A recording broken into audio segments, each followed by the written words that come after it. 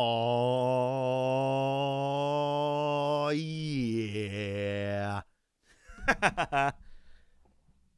There we go. Oh. So, here's the stream that was supposed to start at 2 p.m. today. It was never supposed to start at 1. That's fake news. Hello, everyone. Welcome to the first AJ Can't Fail stream as Twitch affiliate. Yeah, we're doing the thing. As for what differences that means, it means here comes the money. No. I mean, you can support the channel now with bits, with subscriptions if you really want to. None of this will be mandatory, but and I'll also be able to make some new redeemed highlight my message. Way nice. There we go. There's a feature you can use now. Highlight my message, and you get points for being in chat, and then you can use them to do things like that. I don't know if there's. I think there's a jukebox setting I can activate, but I don't know if that's activated already. I don't think it is. I almost hope it isn't. But hello everyone, welcome. I hope you're all doing well on this fine Sunday. It's not a fine Sunday. Nothing's fine for the world right now, and more than anything, it's actually quite miserable here. But in terms of weather, as for me, I'm feeling good. Had a nice sleep last night, and you may disagree with that assumption though, because yeah, it is chilly at the moment, isn't it, Nick? Like, it's not warm at all. You may also wonder if I'm feeling all right, because I haven't got tea today. I've just got a cold pint of Fanta Zero and some water, because hydration's important. But yeah, I just wasn't feeling a tea today. Had a nice big cup of tea for this morning, because I'm kind of like Popeye without spinach. If Popeye doesn't have spinach, he doesn't have his strength. I'm kind of the same. So what we're going to do is I'll give you a quick refresh of where we're at after the last round, after the first part of this last week. If you weren't here last week, where were you? Probably doing something better with your time on a Sunday. Because that was the last Sunday where we were allowed to walk around freely for more than a nip to the shops and or on one designated exercise of the day. Which, of course, everyone's going to claim is their 69th exercise of the day is actually their first. So what we're going to do is not open that. I have actually done the nerdy thing of putting together an actual spreadsheet to show the results of where we're at. Because if you weren't here last week, we tried. This is the Sim Six Nations Quarantine Edition. Because, like all sport at the moment, the real Six Nations has been postponed indefinitely. It was postponed halfway through the current Six Nations with one. I mean, that's a take. So we tried to do it. Basically, the real Six Nations was postponed with one game in round 4 and all 3 games in round 5 still to go. The tournament was still up in the air. It was undecided who would win. It was between 3, maybe 4 teams. In real life, it was between France, Ireland, and England. And still is, but it just depends on when they actually play the game. Nick, you did say it. So, with the real tournament in limbo, I decided to simulate my own version on this, which is Rugby Challenge 3 for PS4. Probably the best rugby game on the current gen. And you can simulate matches, which is nice. I like any game that can do that. Also, while I think of it, I'm just going to put all of this over here. There we go. It started pissing down with rain again. I'm also going to shrink chat. I'm actually going to put chat up here so there's less of it on the screen, and then pop it behind. No, behind there. There we go. Oh, it really is pissing it down. Maybe I should put the weather settings to realistic, like set every game to be in the pissing rain. I might do that, actually. So you can simulate games in this, which means just the AI play the games. And having downloaded up-to-date, well, as up-to-date as possible teams, FanHub, where only fans are... Nick! For God's sake. We're not even 10 minutes into the stream, and he's off on a Mazda already. So, while I think of it, we're just going to edit the teams. Here are our teams. I downloaded these teams and then tweaked them as much as possible so they were kind of realistic to where we are right now. This week, I think I'm just going to put together the best possible team from what the rosters they have. I was trying to be realistic to real life last week, but let's just go with, IRL. Well, let's just go with the best possible, because we've got 2 rounds to go. After last week, England were the only unbeaten team in the game, and you can probably guess that by how OP their entire team is. Look at this. Just all 80s and 90s across the board. I mean, it's just ridiculous, quite frankly. So, yeah, there we go. They kind of got BOP'd a little bit. I've just noticed Danny Cole was spelt Danny Cole, which kind of amused me. So, last week we simmed the first 3 rounds of the championship, which was the first 9 games. So everyone is on 3 games played. We had some amazing games, actually, including England v France, which was won by a last-minute length of the field Elliot Daly try, which was unbelievably good. So if we plonk Teddy Thomas, there we go. Penaud in there. Bloody hell. I'm going to have to shut my window here. There we go. That's better. So, yeah, I'm just going to edit the team so they're as best as possible. Kind of make for the most competitive final 2 rounds. Because what I might also do, actually, is show you... So if I go game capture down here... Window... Oh, there we go. So, I think if I put this on the screen... Is that showing? No. Okay. I thought I was... Okay, hang on. If I add a window capture... Window capture. There we go. Then, hopefully, you'll be able to see... Six Nations Quarantine Edition. Yeah! There we go. I've just put it above everything. There we go. Right. So, and if we do the thing... Fit to screen. There you go. Nice. Okay. So there we go. I've done the nerdy thing of putting together an Excel spreadsheet because I tried running an actual competition in the game. If I just nick problems. Just angry I can't get KFC. Competitions. Yeah, I tried doing that. That didn't work. It just wasn't working. The game kept crashing after one game. So I just did it as single matches, which meant I had to manually record all the results. So, after 3 wins from 3 games, England, as you can see, top the table. We're on 12 points, because if you don't know, by the way, the point system for the Six Nations is... First world nick problems, I love it. The point system for the real Six Nations is 4 points for a win, 2 points for a draw, 0 for a loss, of course. But bonus points are awarded. If a team scores 4 or more tries in a game, you get 1 bonus point. And you also get a bonus point if you lose by 7 or less points. And before anyone asks, because this is a valid question, yes, you can get both bonus points. If you score 4 tries, but also lose by 7 points or less, you get 2 points. So, there you go. But totaling up all those points, England are on 12 points because they've just won their 3 games. Haven't scored a try bonus point yet. That could be important. But in the Six Nations, if you win all 5 of your games, you are the Grand Slam champion. And that is the real honour to aim for. It's one thing to win the Six Nations. It's another thing to be a Grand Slam champion.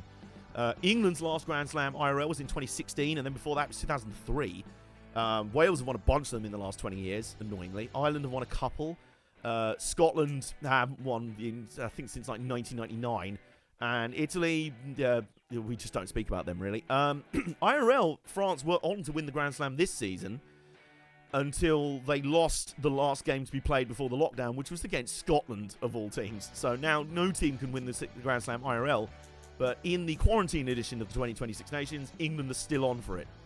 They still have to play Italy in the final round, so that's, if you can see Italy's position in the table, well, they're last. They're last on 0 points, and with a points difference of minus 56. They're kind of doing as well as they are IRL, which is they haven't won a Six Nations game IRL in 5 years. So, yeah, that's realistic at least. So England are atop the table on 12 points. France are on 10. They've won 2 games, lost 1. They lost to England, but they got a losing bonus from that one, plus a try bonus point in their win against Italy. So, they're only 2 points behind England, despite having lost a game more. Wales are on an interesting record. They and Ireland have both won 1 game, lost 1 game, and drawn 1 game, because they drew against each other in the last game of the last stream. So they are, Wales are on 8 points, because they got a couple of bonus points. They got a losing bonus in their loss the very first game of the tournament. Close loss to France. Really good game that was. And then they got a try bonus point, but they absolutely just had revenge and just humped Italy all over the place. Ireland are on 6 points because they've won a game, drawn a game, and then lost, and they didn't get a bonus point from that. Scotland are on 5 points. They've lost 2 games, but they have 4 points for their 1 win and then a losing bonus point. I was about to make a joke about the Italian team, but I feel it's not in good...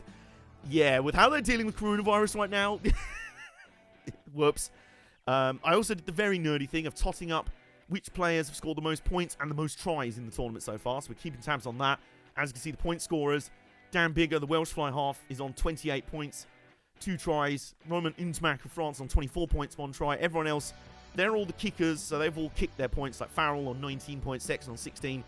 And the 2 players leading the try-scoring chart at the moment are Gaël Ficou of France and Josh Adams of Wales. So, Italy's rugby strategy, they don't have a strategy. I still want to give a rugby game a go, that being Rugby 08. Correct answer, Preston, because that's probably the best rugby game of all time. And I probably would be playing it on that. I would be doing it on that game if you could let the AI play the games in that. But unfortunately, you have to. A player has to control the team in any game. So, right, let's go back over to the teams. Like I say, I'm just going to make them as good as they possibly can be. So, I'm basically BOPing all the teams here. Balancing the performance out. So, attack, we'll put them up a few more points. Up a bit more. Up a bit. Up a bit. Up a bit. Up a bit. There we go. And then they have got, I think, their best possible lineup on the field of the squad that they have, you know, in the game that they've got here. Marchand, is there anyone decent on the bench? There's Tolofua, who's rated 86. There's Carbonal, who's rated nice. Kylian Hamdoui at fullback, 90 rated. Someone must have been a fan of this bloke.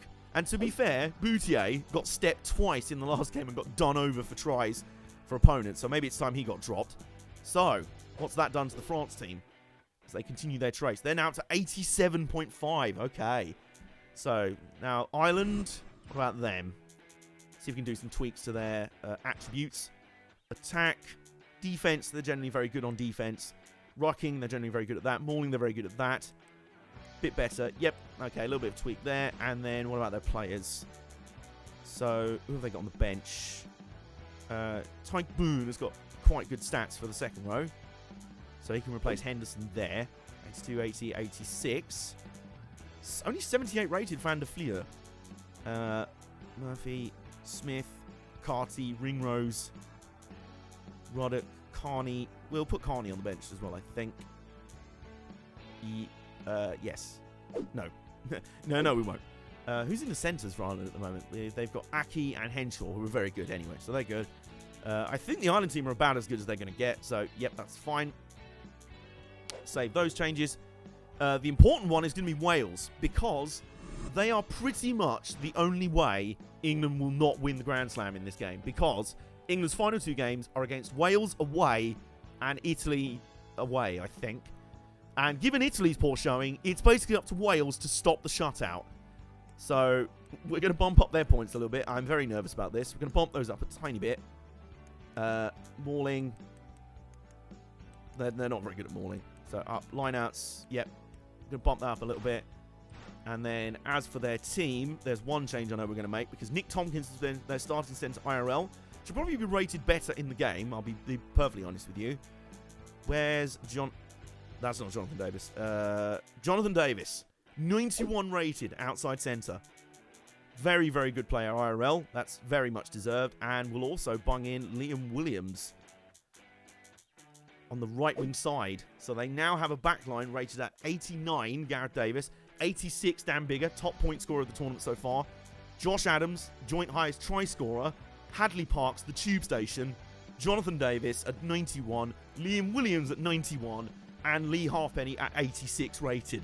That is a stonking lineup.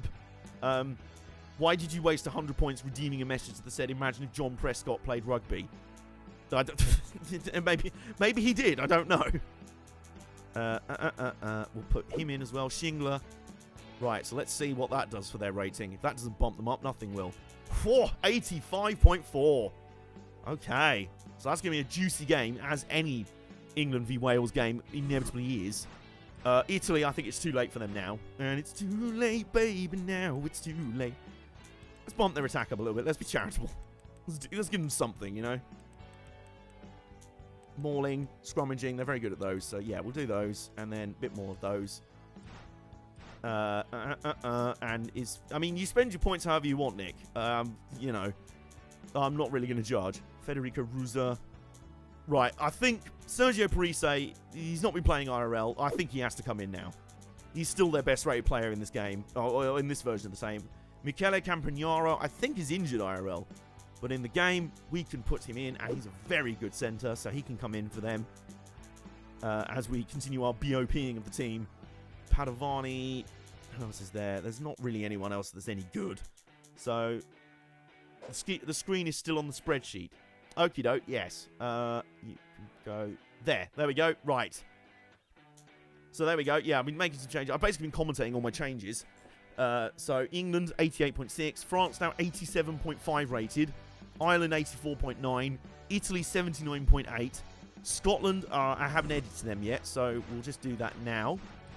Attributes attack 89, yeah, pretty decent in attack. Their defense is actually they've played some good D IRL this tournament, so they're pretty good. We'll bump their rocking up a bit more. Mauling, scrummaging, lineouts. Yeah, we'll bump them up a little bit so they can be a bit more competitive. Finn Russell, flight half, we already moved him in. Hastings, McGuigan. John Barkley has not featured in the team so far. I think he might be injured IRL as well, so we will bung him in. He can't play there, so we'll put Richie at number 8. Barkley there. That should help them out a little bit. And anyone else decent rated on the bench? Well, we could put Strauss on the bench, even so, to replace...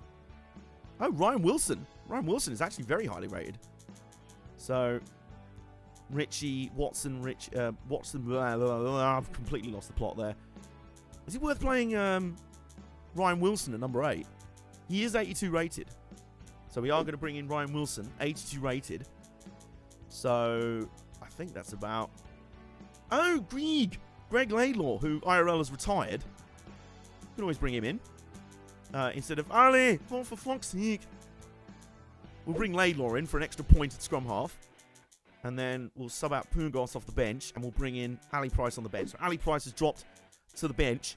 Ali, oh, for fuck's sake. So Scotland now rated 83.6. So the BOPing has gone the other way. I've tried to rate everyone higher to be competitive with England. And that England-Wales game, ooh boy, that's going to be juicy. Right, okay. So, onwards with the first game. I need to get my notepad. Where's that? Had all the fixtures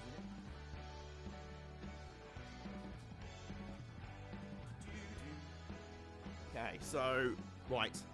Round 4, we're starting off with Scotland at home versus France. This is going to be a good one. Well, they're all going to be good matches, hopefully. So, Scotland, 83.6 rated. At home to France, 87.5 rated. So, they've both got better since the last round. So, this is going to be interesting. It's actually playing at England's home stadium. Is there no Scottish stadium kind of theme that there's not really anywhere?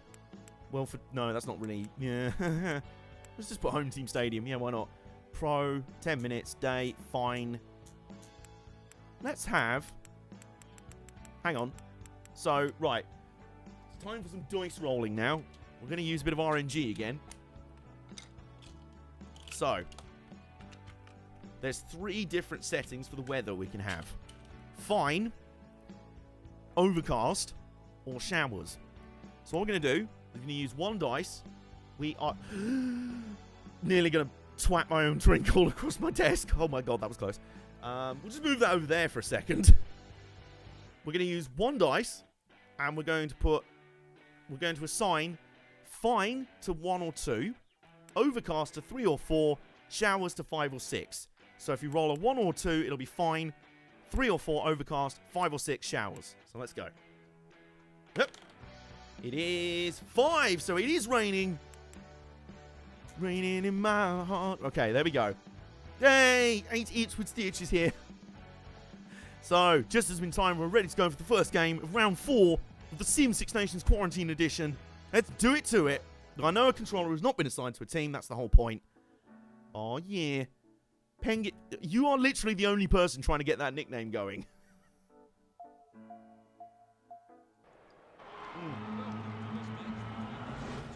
Okie doke. So, at a rainy Carson Park. Well, if you appreciate it, that's all good. So, doing cross stitch while I watch. Nice, okay. So, there's your Scotland team with new faces in the back row. Barkley, Wilson, Laidlaw at scrum half. And that's all the changes we made since last time. Hamish Watson still at number 6. Pyro in the rain. Video game watching. Yeah, you know. So there's your Scotland team ready to go. And here is the France team. Man, if only you were playing against WWE 2K20, you'd win it. It would just bug out and just die in the middle of the pitch. And be like, okay. So the France team, not really many changes since the last time because they're already pretty bloody good. Team Russell ready to kick us off. And here we go. So we're underway. And a short kick-off. Scotland were hoping to reclaim that, and they didn't. So France with the ball to start. Oh, good. Tried to run up tried to run up a blind alley. Turned out the alley was just a wall. So, I've just also realised something else. If I just reduce fit to screen, there we go. Sorry, we still had the Elgato set on wider screen. Are the commentators turned off? No, they're on very low because I remember last stream you said they were a bit loud, so I just turned them down to nothing basically. Scotland now with the ball. I think France just kicked it away. They got bored, and now they want it back. Now they want the ball back. Now Scotland have the ball back. Okay, and Stuart Hogg trying to run straight into a French player. So a bit scrappy so far. Not both teams kind of really sort of plodding around in this corner. Oh, nice little offload there from Sam Johnson, my Scottish brother. And that's not gone anywhere. And now France are gonna turn. There we go. Yeah, and France turn the ball over, and there's no room down the wing side. And really nothing's happened so far in this game. Nothing has happened at all. Does anyone... Oh my god, here we go. Some rugby is about to happen. And we might even get the first try. Yes, we will. Lovely play from France. And I think that's the fly half Untermack in the corner. That was lovely. The grunt sounds. Yeah, they are spectacular. So are you actually playing this or are you letting the computer play for you? The latter. We're simulating this because I don't want my own ineptitude at this game, stroke bias for England, to ruin this. I want it to be an accurate sim, which is why England are on for the Grand Slam. There we go. But Untermack in the corner. France want to continue their chase. They are well aware that if France do manage to successfully slip up England, as they've managed to do countless times through the years, the stupid bastards, then France will be right there. They'll be in prime position to raid the title if it goes to the final weekend. And there's Untermack with his fabulous facial hair, about to convert from out wide. His own try. That is also his... oh, he might have missed that. No, he just got it. Oh, that was close. Right, so, as the points stand, we're going to add 7 to Untermack's total, which puts him on 31 points. 2 tries, that's nice. And then he will also go... Where is he in the try-scoring list? He's not on the try-scoring list. So, I won't update the as-it-stands table. I'll just add points. So, Scotland... Well, France with the ball. France with the ball. Scotland not making the start they hoped for, but France did score IRL in the real game. Nick is loving this redeem feature. Redeem points for highlight my message. Release. I mean, I would have to literally be a bag of salt. Of actual salt to be that salty. Oh my god. Oh, that's a high tackle. Oh no. That's my Scottish brother. Oh dear. Fam, what are you doing? It is all kind of falling. It's all going wrong early doors for Scotland. Now, if I was France, I would not do what they were about to do. I was just about to... You'd have to be the Helen Mons Salt. Right, so I thought they were going to kick another 3 points to extend their lead. Would have been a fairly easy kick for Untermack. And also padded his points total, but they're going for the line out. They want another try. Presumably they want to try and get another try bonus point and really seal this game up nicely with some packaging. A little chip through. Oh! That was nearly really sneaky there from Anton Dupont. That was really... I didn't even know what was going on there. He just sort of went, and I've dropped the ball. No, I haven't. I've just kicked it forward. Had it just stayed a little closer, they would have got a second try there. Scotland completely... I mean, I would say Scotland were napping there, but that implies they've been awake at all in this game so far. They just haven't been. They are still having a nap. And a hot toddy, I think. Well, they have forced the penalty out of France, so that should ease the pressure. That should relieve the pressure a tiny bit, because bloody hell do they need it. That's what Finn Russell was saying right now. It's like, guys, can we start fucking playing? We've not done any fucking rugby yet. Aye? Anyway. So they booted it down the field, out into touch, and finally Scotland will have the ball in the French half. So they need to do something here. They're only one try down, so you know. And they still haven't woken up. So that'll be France ball again, and they're throwing it wide right away. Oh, Vakatawa nearly made it through that wide open chasm. Then there's another wide open chasm. France. Oh, another pass away. Chipped downfield by Damien Penaud. It needs to bounce favourably, but I think Stuart Hogg will get there first. Oh, it's gone out dead. Whoa. The bouncing ball has not favoured France today. And given that the rugby ball is a funny shaped thing, it doesn't bounce like you'd think it would. Also, Scotland are taking the scrum. Set. Oh, because they get the option of the scrum back from where it was kicked. Right, okay, so that puts us back at the halfway line. That is an L for France, unfortunately. Well, Scotland win the scrum.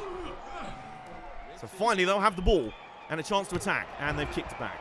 So that's that. Genius attacking strats there, Scotland. And France just like, no, you know what? We're feeling bad. Have the ball back, okay? Now what can Scotland do? Oh, trying to do some fancy stepping and just step straight into a massive tackle. No. Funny story, I was playing GT Sport and someone kept hitting me in the rear, so I messaged him, please no puntery. Right, Jimmer. Universe brain strat. And they've given up on penalty for crying out loud.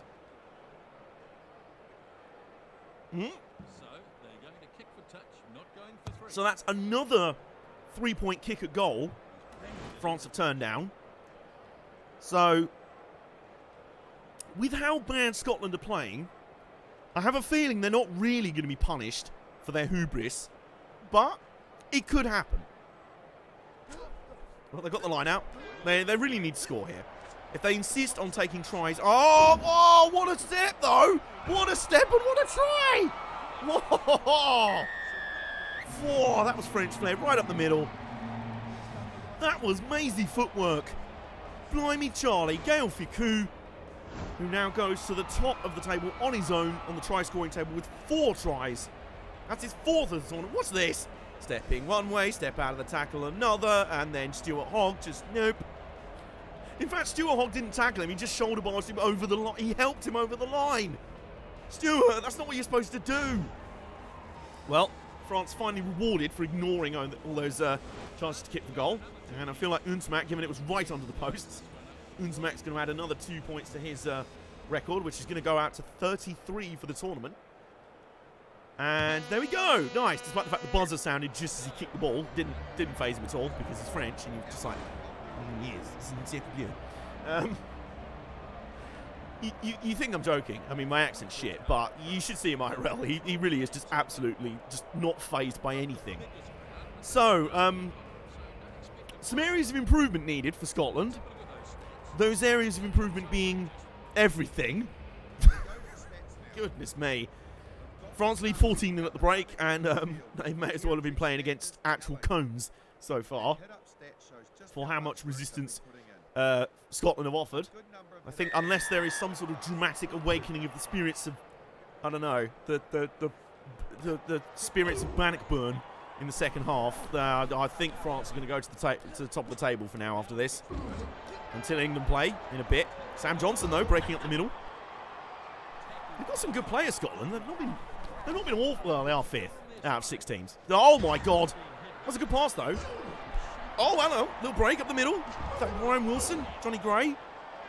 Damn, France pilfered it, and they booted it straight back. Scotland just not really getting this breakdown life, aren't they? They're not having enough breakdowns. They're having a breakdown. Oh, hello, Johnny Gray galloping up the middle like a sort of glorious pony. And Scotland retain the ball. It's kind of important if they want to score a try. Oh my god, the animations are glitching out, so don't look too closely at that. And number 4 to Gray. Oh, what a pass! All of a sudden, Hugh Jones puts up in the air. And Sean Maitland's underneath it. Sean Maitland passes it up to Finn Russell. Scotland are back in the game. Whoa, what a try. That was a genuine worldie of a try. Where did that come from? Finn Russell. Look at this man. This absolute man of the people. That is unbelievable. In only his second start of the tournament. I mean, he finishes off. It was an amazing try. Shame we don't. There was the amazing pass from Johnny Gray out to Hugh Jones. Chips over the top of the fullback. Right up in the air. Sean Maitland recovers. Maitland probably could have scored, but he offloads out the tackle to Finn Russell with the swan dive at the end. Oh, I give that a 10. I need those sort of diving scores. Those scorecards that divers have. AJ bringing our Japanese commentator levels of hype. How will fucking the woman up for that? That's still not as bad as Mike's typo from yesterday. Well, Finn Russell converts his own try.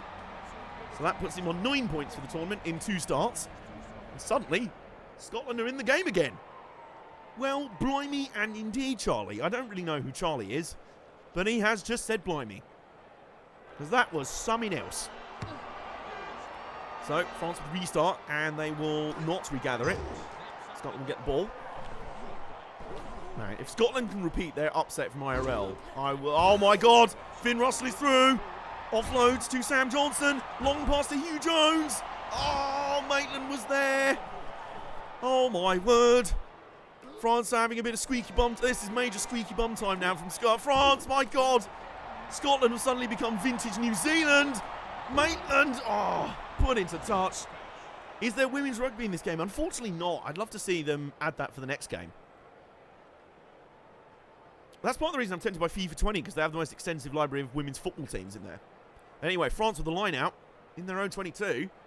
Can't afford to lose this one, and they don't. Dupont with a sort of lazy dummy there and just throws it straight out. And oh, Scotland. That's not. Oh.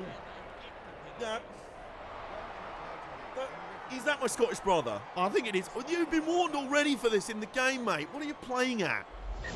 You absolute Cubone. That's harsh on actual Cubone. I'm sure they're not that dumb. There's dumber Pokemon than that. You absolute, I don't know, Magikarp.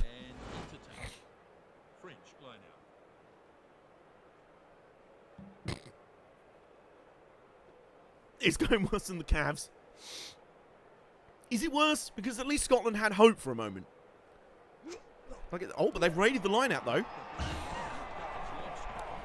Damn it, I was about to say Magikarp. Great minds. In before Scotland. Oh, they're still playing some God tier. Hugh Jones. Scotland's still trying to play here. Oh my god! And then Greg Laidlaw got eaten alive there. So things have slowed a little bit, but Scotland still playing some nice rugby. Maitland, Finn Russell back inside, back outside to Maitland, back to. Oh my god! They're just look at this passing play. That has to be turned over. No. And the ball's glitched into the turf. So France is just using dark magic now. Oh no. Now they're just using conventional. Really good rugby. Now they're in trouble. This is Vakatawa on the outside. But who? Stuart Hogg. Massive try-saving tackle. And they've raided the ball. They needed that. Finn Russell trying to step all over the place. Passes to the hooker whose name I can't remember. Bloody hell. This has now turned into a game of sevens. And Hugh Jones up the middle. Hugh Jones, what a pass. Johnny Gray, Sean Maitland on the outside. Sean Maitland, oh, just there for the rescue tackle. But France, this is still nerve-wracking. Oh, Laidlaw with the break. Oh my god, and he just ran straight into the biggest French player on the field who immediately turned him over. Wow. Genius. The strats, oh my god. Oh my, Scotland have turned it over again though. On the edge of the French 22. Oh my lord. Oh my word, Scotland. This is absolute chaos. Oh, they've given up the penalty. That is a shame. Mate, just leave it. Leave it, yeah? Well, at least they're back up to 15 now. My Scottish brother's back on. And they have 6 in-game minutes to a massive baguette of a man. So, if France are sensible, which as we've seen in this game, they're not, which is accurate to IRL, they will just run down the clock here and not give any turnovers up. Or try and get another penalty to take it beyond a one-score game. Because at the moment, it is a one-score, or as the Americans prefer it, a one-possession game. Yep, straight into the maul. That'll waste a bit more clock. France going straight into kill clock mode. Just mauling it down the field. Remember, the game will not stop until the ball is put out or play stops after the clock goes red. They've put it up in the air. Stuart Hogg puts it down. It's going to be a 22 dropout. And it's going to be 2 minutes to go. Actually, 1 minute to go.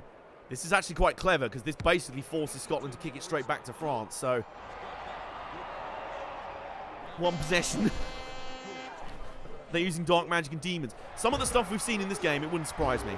Ficou's put on the turf. Clock's gone red, so France should really just boot this one out. And Untamak has put it... Well, he's not booted it out. He's booted it up in the air. So Scotland still have a chance to... Oh, my God. If Scotland run the whole way... No, they won't. Oh, Finn Russell's put it out. Oh. What a... Well, that brings to an end what was an absolutely bananas game. I don't quite know what happened there. France did their best to choke that one away in the second... To absolutely bottle it in the second half. But they do come home with the win. It's a 14-7 win in the end. Blimey, and indeed, Charlie. But Scotland do get a losing bonus point, because they only lost by 1. And they should get a bonus point just because how good their try was. Their try was amazing. So, let's update the table while we're here. We also need to add... Well, I've added all the points, so that's fine. So, we'll put 4. France are now played 4, won 3. Bonus points, they didn't get anything from that. Points 4, they scored 14, 16, 73, 42, 49. So their points difference is still plus 24. They are now on to 14 points. And Scotland played 4, still only won 1, lost 3. Oh dear. Another losing bonus though. Points 4, 40. Hang on. 40, 41. 40. 44, yep, okay. And then points against, 54, 58. So they're still on plus 14, minus 14 points difference. So I'll just show you the table. There we go. There's how the table looks right now. I've not updated the actual positions, but there's the live standings. I like that. That's going to be a bit like flipping match of the day at the end of the season. Whenever the end of this season will ever come. But, well, before the main event of this round, which is Wales-England, we're going to have a little bit of an interval. A bit of an intermission game. Because it involves Italy. And, I mean, they're playing Ireland. So I don't... You know, I would absolutely... Why is it randomly picking stadiums? I'm very confused. Oh, we need to roll dice for the weather. So I don't know if that contributed to why the last game was so bananas. It might well have done. Watch as it now ends up putting every game now in the rain. Okay, so 1 or 2 will be fine. 3 or 4 overcast, 5 or 6 showers, and it is 6. So it is in the rain again. Oh no. Oh, we can have. Hang on. Let's roll dice for the time of day as well. Even though it should be in the daytime because it's the middle game of the 3. 2. So that'll be day. Yep. Okay. So we'll do that. And Italy v Ireland. Here we go. I think of their remaining 2 games, this is probably Italy's best chance at any sort of result. Because their final game is against England, who may well be coming in looking for a Grand Slam. So, yeah, I'm not feeling confident about their chances there. It is raining in Rome. It's just not going well, really. Just sorting out the spreadsheet over here. Sort by C, D, and B. There we go. So, just put Untamac to the top on... Oh, hang on, I can sort the table down there as well. So, sort by column K, sending. Then column J, sending. J descending. Then column G descending. And that should work. Yes, okay. So, well, I won't show you the live table because we're now coming in hot. Because we're now kicking off, and Ireland have got the ball immediately from their own kick-off. So, good start there, lads.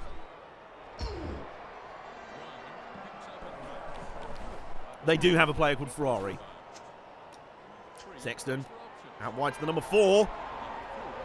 I think that's Ty Byrne, who is new for this game. New for this match. He's coming to the side. Oh my god. And Ireland are straight up the middle and have scored inside 5 minutes. So, yeah, good start there, Italy. Feeling that, you know. And it's Cian Healy, straight up the middle. The first new try scorer of the day, by the way, fun fact. He has not scored a try so far in the championship. So, there we go. And then 1. So, yay. We have a new try scorer on the board.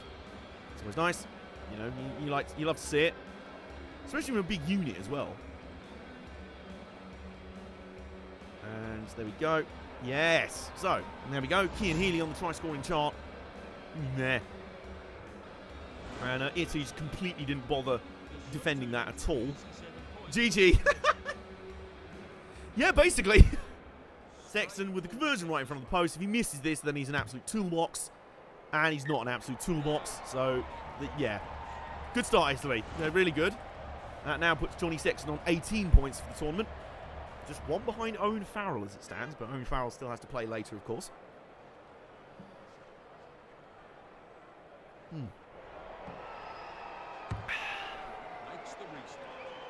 You know what to say to this lad? Absolute unit. I think you're a game too late for the Scottish pun there, Nick. Okay, so Ireland with the ball again, and Ireland running up the middle again. Still, yeah. Italy, do you want to play rugby today? Italy are basically the gimme. Oh no, Johnny Sexton on the outside. This is looking bad. Nice pass there to Stockdale, who's just been beheaded. How many points do you have? Is it 69? Or is it 420? Vic's here. Hello. You haven't missed too much so far, Vic. First game was Scotland v France. France won 14-7, despite the fact Scotland's try was one of the best of the tournament so far. And Johnny Sexton's now got a penalty shot at goal. Absolutely. Sexton with a penalty shot at goal, and he's going to get that. So he's going the opposite way to France, taking the points. So, Sexton up to 23 points, Ireland up to 10 in this game. Mike, please.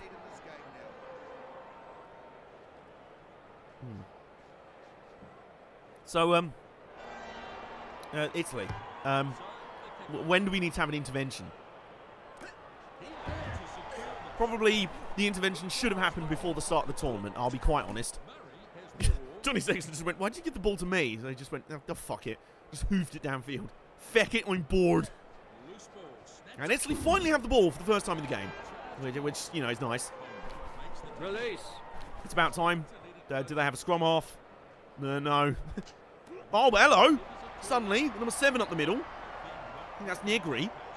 Trying to go on a Mazza. Flips it up to the 11, then the 13, Campagnaro. More broken animations, but we just sort of ignore those. Italy, do you know what running forward and attacking is? Because every time you pass to someone, they're sort of running somewhere that isn't forward. And they've now done a forward pass. So I made every team, except England, before this stream started, I made every team better. I tried BOPing. How have Italy got worse? That literally blows my mind. I don't even. That nice knock on there. Just out of interest, how much did I pay for my England jersey? 20, 30 quid, I think. It wasn't much. It was a genuine England jersey from, I think, 20... Oh, what year was it? 20... No, not 2012. It may have been 2012, actually. I don't know. I think it might have been, actually. Thanks from 2012. It was supposed to have a big O2 logo on there, as the official shirt had, but that sort of peeled off, so... Even if that was... you wouldn't mind a Scotland one. Why? Because you like the shirt? Or have you somehow discovered some Scottish heritage out of nowhere? Oh, hang on. Campagnaro. That's just been pickpocketed immediately. Jesus Christ. The shirt is nice. The current design Scotland shirt is really nice. And, oh, Italy turned it back. Oh, and a nice pass out wide. Back inside to the number 12, Carlo Canna, who's immediately just eaten alive. And I think they're about to get turned over again.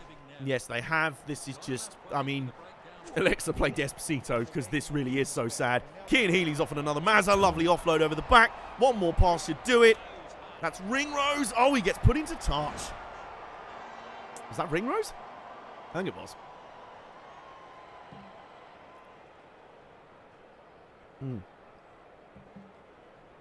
Well, Ireland could have had a second try there. And they could still do because they've just won Italy's line out. Do Italy even... Have they just given up now? Have they actually just stopped? Italy.exe has failed to load. Italy.exe is incompatible with sixnations.png. Oh, and this will be another try. There it is. That's Tyburn. I think it's first try of the tournament for him as well. James Carmody joins us. I need to ask him something. It's something Irish related, I'm assuming. Tagburn. There he is. Tagburn.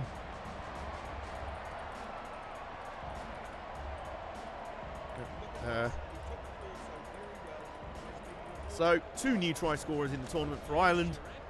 They're now up 15-0 with the conversion to come. And I'm genuinely wondering if Italy just want to... I mean, have they even bothered? Have they just given up? I mean, I know they're all very sad. It's a very sad situation going on right now. Are some of their players actually playing infected right now? They've suffered the effects of the coronavirus. They're just playing like they're all debuffed. Not that they have much talent to begin with. Okay, so Ireland now out 17-0. I mean, Italy, how do you turn this around? You don't, is the answer. You just don't. Anyway, so it's just... Even their kickoffs are just like, oh, I don't care. Just get it away from me. I really want the ball. Oh, no. Cian Healy's on a Mazza. And a great pass inside to Bondiaki. Bondiaki trying to go all the way. Trying to go all the way. He's going to do it. Oh, my word. Oh, Italy has just been pooed on. They've just been utterly pooed on. From a great height, Bondiaki has just said Bunda and has gassed everyone. Poor Matteo Minozzi at fullback just had nothing for him. And, I mean, what an absolute lad. Oh, my God. So that is Bondiaki's second try of the tournament. Very good one as well. Oh, no. I mean, our Twitch going to have to take away my affiliate status for just showing just showing, you know, graphic violence.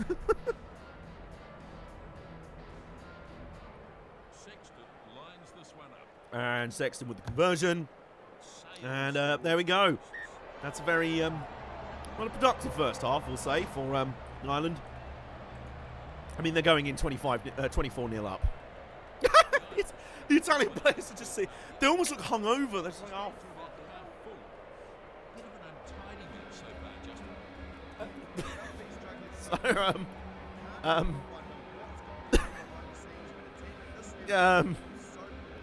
Italian lemmings.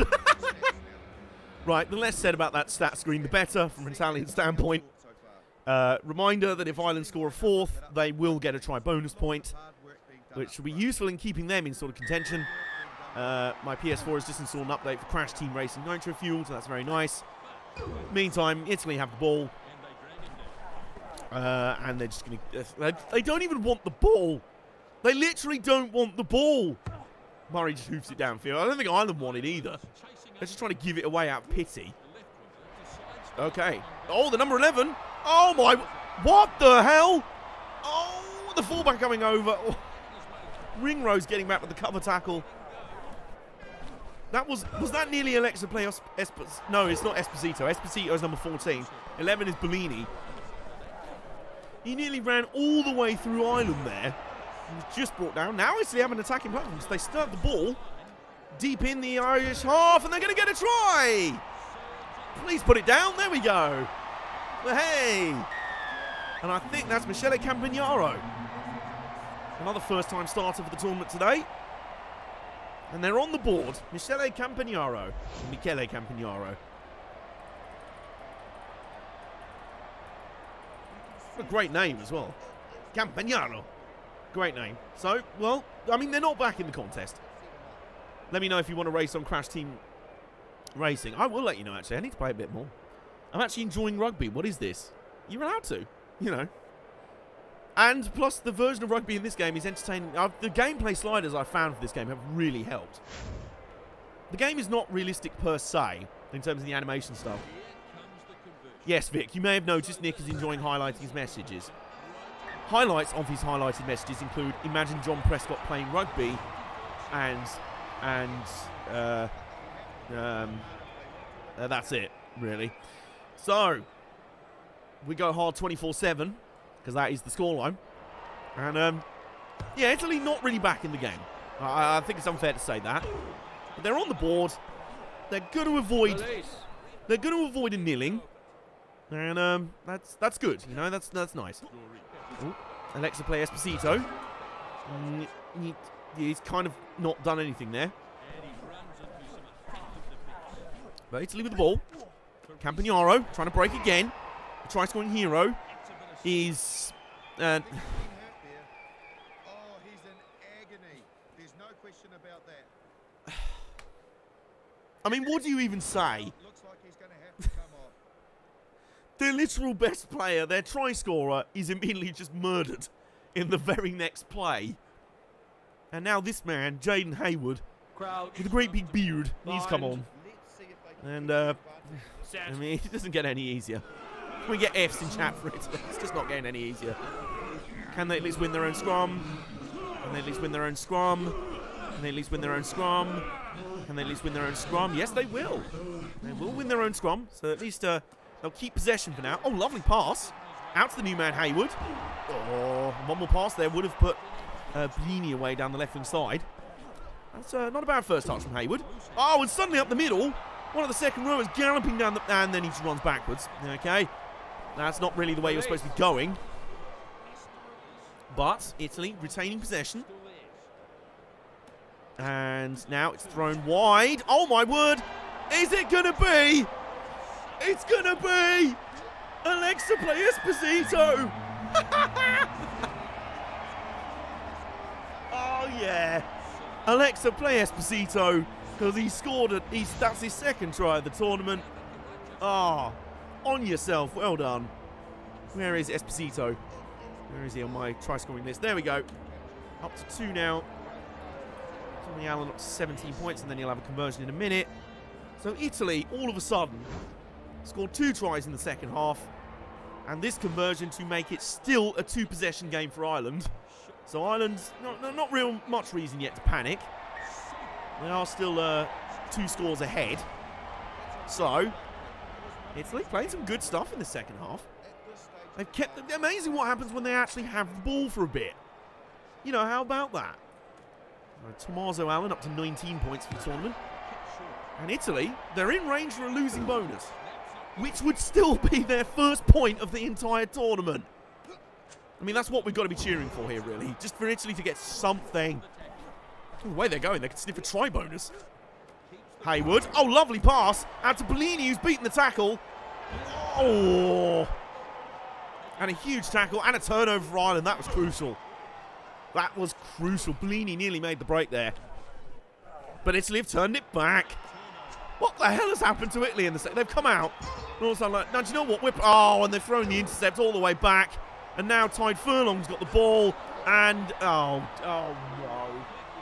Oh, it's all gone horribly wrong. Oh, that's just sad. Alexa played Despacito. Andrew Conway scores in the corner. The only bonus point that anyone's getting today is Ireland for their try bonus point. That's Andrew Conway's first try of the tournament. And, yeah, that's the try bonus point. Adam, stop it. Italy are dealing with enough. Oh, I thought their national team could bring them some pride. Oh. And they choked him. Oh. Harsh but true. Okay. Well, Ireland have got the try bonus point. 4 tries to 2 now. And there's the conversion for Sexton. He's up to 27 points for the tournament. And can we get more Fs in chat for it?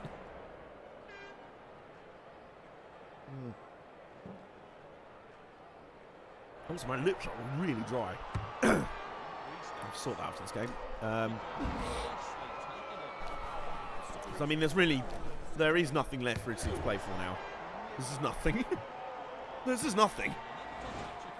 Okay. This is also the first time this tournament that Italy have scored more than 1 try in a game. So,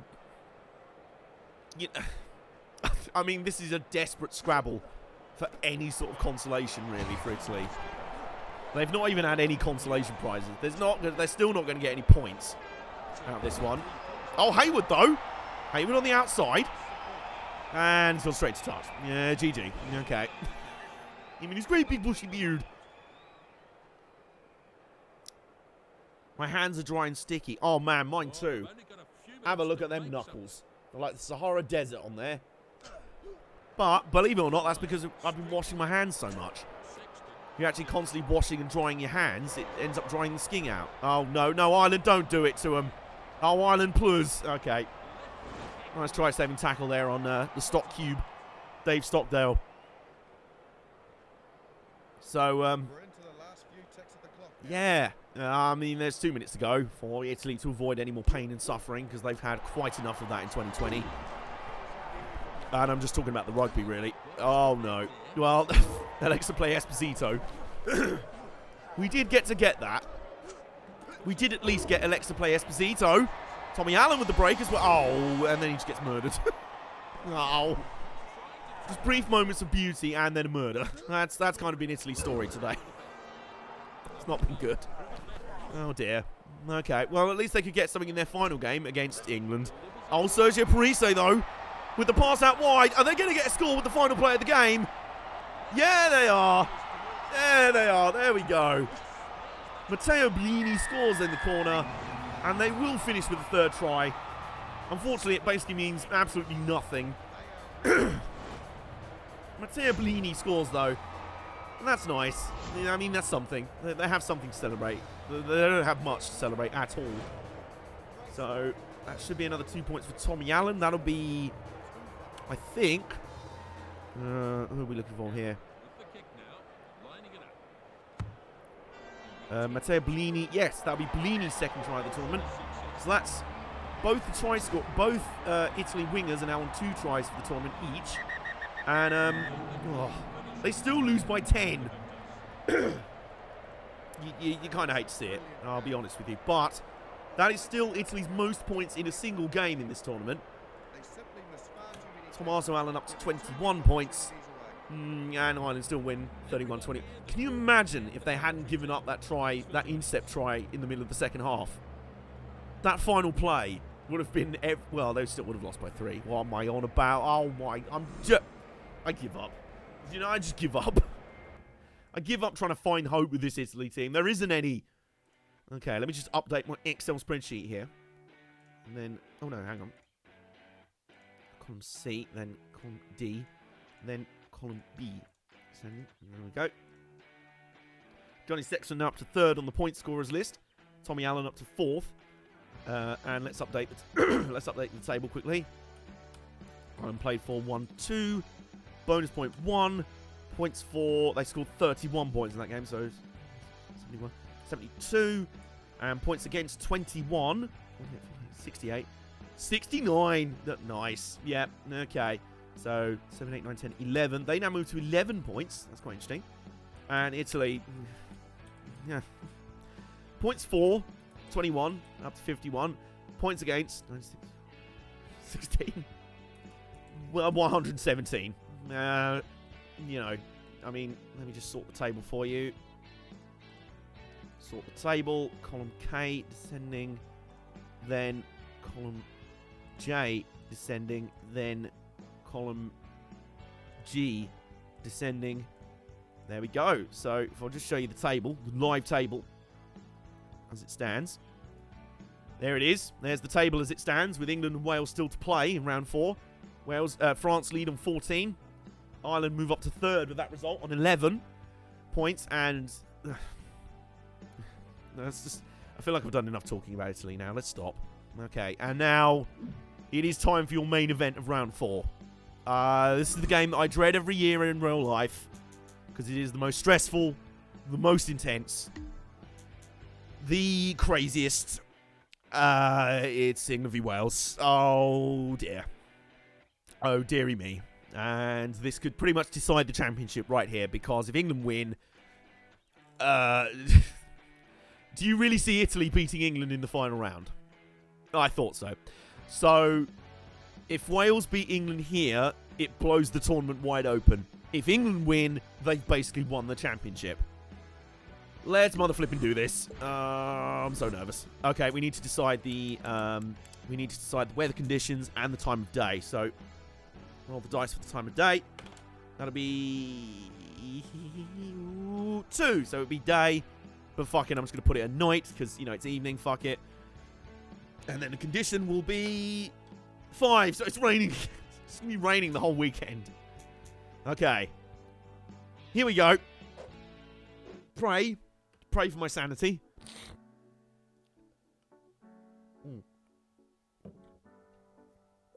Murrayfield is technically not in the game. And I'm also going to go find some lip balm.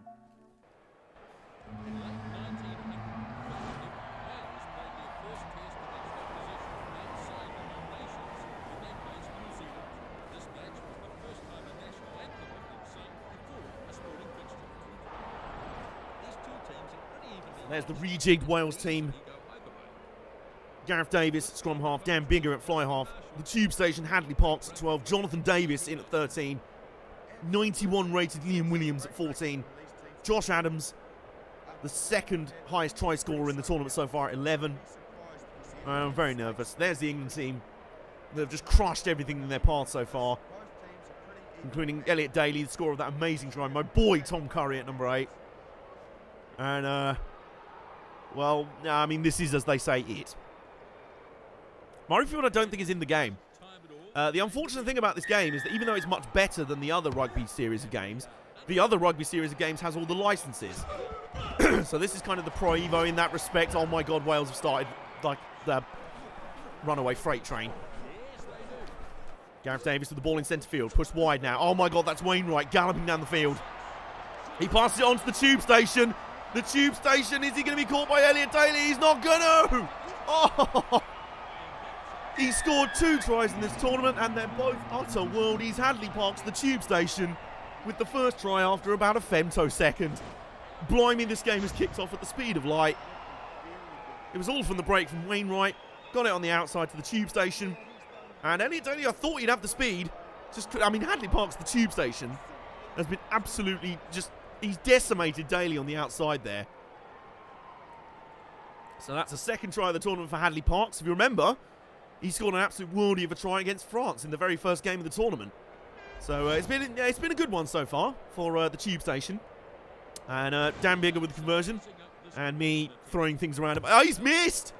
He's missed! Is that the first missed kick of the entire tournament? I think Roman Untermack missed a penalty shot in the very first game. But blimey, and indeed, Charlie, Dan Biggar misses the conversion. Okay. Will that come back to haunt them? Meantime, England, wake the fuck up, please. Because if this was IRL, I'd be at home throwing stuff at my TV and just suplexing out the window. Oh, England with the quick turnover there. All of a sudden, in Welsh territory, they've got the ball. Itoje there. Okay, this could be big for England. Long pass there. Number 6. And now number 9, Ben Youngs.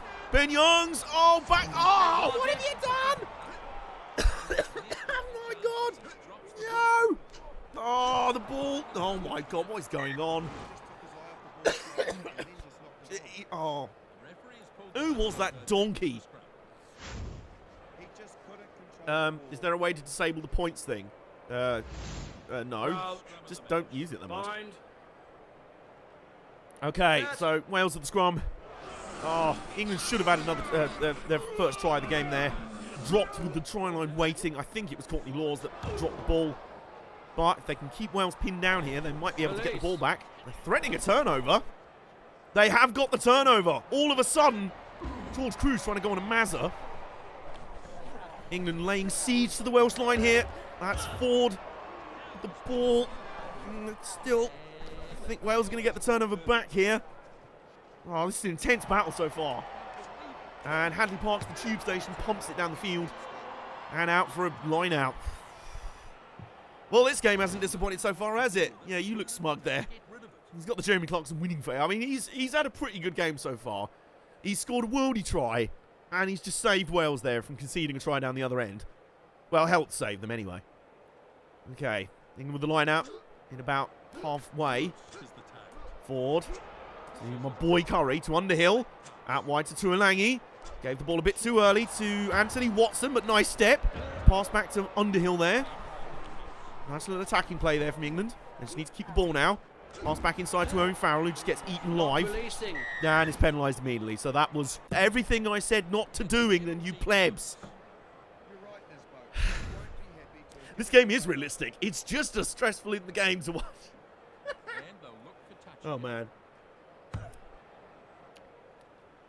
Keep in mind, as I said at the top, this basically decides where the tournament goes. If England win this, it's basically tournament decided. If Wales win it, it's blown wide open going into the final round. Wales with the line out now. Now, out to the tube station. Now Jonathan Davis. Liam Williams going wide. Oh my God, he's absolutely done over Johnny May there. Pass back on the inside to Moriarty. Big old Dan Bigger. And there is a huge gap up the middle. And there's Welsh players running all over the place. They're turning into prime New Zealand. Well, that's a great tackle in the end. Now still with the ball. Going left. Dan Bigger trying to run up the middle. Pass to Jonathan Davis. Oh, that tackle by Marler was absolutely needed. This is absolute chaos. And it's Hadley Parks. He's going to score again. Hadley Parks is on an absolute worldie. He's just strolled in. Suddenly he's on 3 tries for the tournament. England are absolutely collapsing. And I have just absolutely pile driven my telly out the window. Well, shit. Well, fuck. This game is definitely realistic. Wales do turn into prime New Zealand whenever they play England. So, yep. So, yeah, Hadley Parks, not too bad. I think if the game were to end now, he would definitely be man of the match. Now, can D-Big score the conversion? Because he missed his first one. Can he get this one? Yep, that one will be fine. Okay, that's annoying. So he's now on to 30 points for the tournament. Suddenly, Hadley Parks now up to 3 tries. He's level with Josh Adams in second. Meanwhile, England they've collapsed. They are in danger of collapsing. The choke is on, guys. They won 3 games. They're on to blow a 3-0 lead in the championship. They're on to do a prime 20. Oh, my God. And now Gareth Davis stepping everywhere. Oh, my. Now Wales running it from their own half. Prime Jonathan Davis. Oh. Johnny May finally gets the tackle in. And, well, Halfpenny plays scrum half. Long. Oh, my God. The reverse pass. Oh, dear. England, you might want to do something here. Please. Please. And Knoins. Oh, my God. Jonathan Davis nearly through on his own. Pass back to Moriarty. England trying to limit the damage here. They can get into half-time without conceding another try. They might still be all right for the second half comeback. But as it stands, I'm not feeling confident. They also cannot get near the ball. Wales are absolutely rinsing them for possession. And now they're going wide. Now here comes Josh Adams, who's beaten the tackle of Anthony Watson. Oh, my God. And Elliot Daly. Oh, needed to make that tackle, and he did. Ooh, that was nearly a massive disaster. James Carmody's here. Welcome along as I'm losing my mind. England are collapsing to Wales. It's my worst nightmare. England with the line out on their own 22. Please win it. Please win it. Thank you. There we go. Do you want to just put it? No, England running for their own 22. Now they're kicking it. Okay. So, Lee Halfpenny will gather this. And nice tackle there in centre field. No, I'm still doing a very big hecking concern. Hadley Parks with the reverse pass. Oh, straight to Liam Williams, who gets absolutely blitzed in the tackle and penalised for not releasing. So, what do England do here? I think the buzzer just went, so I don't think they'll be able to play the line out. What do they do here? They're taking a kick at goal. Okay. They can go into half-time with at least some points on the board. That'll be, well, it'll be something, you know. Can the Fazbot do that? Yes, he can. Okay. That is something. I mean, that is very much something.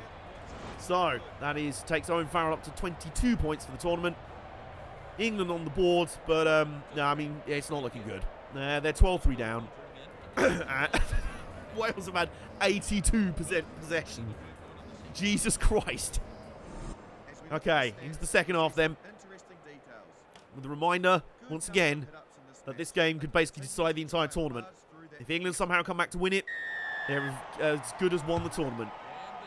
If England do continue to choke this, as they are doing right now, and Wales continue to be prime New Zealand, it blows the tournament wide open going into the final round. Because everyone will have lost a game. There'll be no Grand Slam winner. They're trying to play out for their own 22. We're already doing a hecking concern about them getting turned over. Nope, they're fine. England should have had a try in the first half as well. I mean, they blew one. Now here comes Ben Youngs. Ben Youngs pumps it long.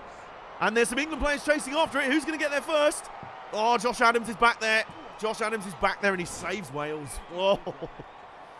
Whew, that was close. Okay, for once, I don't regret Ben Youngs kicking because he wasn't going to run 50 metres on his own. And that was close. England have had a couple of good looks for tries here. They should have had one in the first half. I think it was Courtney Laws dropped the ball with the try line begging. Just begging, like, please, just score. And he didn't. So, oh, Johnny May suddenly appearing in midfield and going nowhere. So, there's still space right, which is why they pass left and get turned over. And now counter-attack down the right. And Liam Williams has just...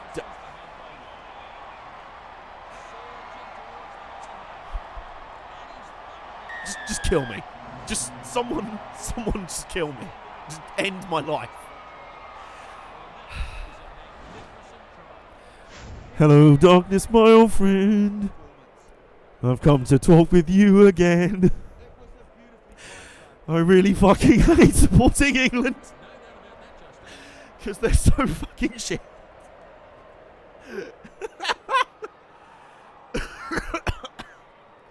Well, that is... I mean, that's Liam Williams' first try of the tournament. And, I mean... England could not have choked this harder. They absolutely could not have choked this harder. I'm not playing as either team, Vic. This is all the AI. Well, Dan Bigger is... he hasn't missed that one. That's annoying. England imploding. Shut up. Silence. I will not stand for this. Anyway, there's another 2 points for Dan Bigger. He gets one more point in this game. He gets back level with Romain Untamak, the top point scorer of the tournament. Meanwhile, I'm off to investigate ordering some cyanide on eBay. Wales are also one try off the try bonus point, so that's great. Oh, well, suddenly, though, England with a quick turnover. Johnny May going on a Mazza. Oh, tackled in the corner by, I assume that's Halfpenny. Not releasing. Please. You know, yeah, they're fair, you know. Okay, well... You know, I don't want to say England needs to score next. They just need to do something. Number one on the list of things to do today for England: stop choking. Stop utterly choking harder than a BDSM enthusiast. Like, Jesus Christ, this is taking Choke Me Daddy to the next level. Well, they've raided the line out. That's, I mean, they need something, and that could count. Laws, Youngs, long pass to Tuilangi. Tuilangi goes straight up the middle. Here we go! There we go! England are on the board and back in the game. Straight up the middle, Manu Tuilangi.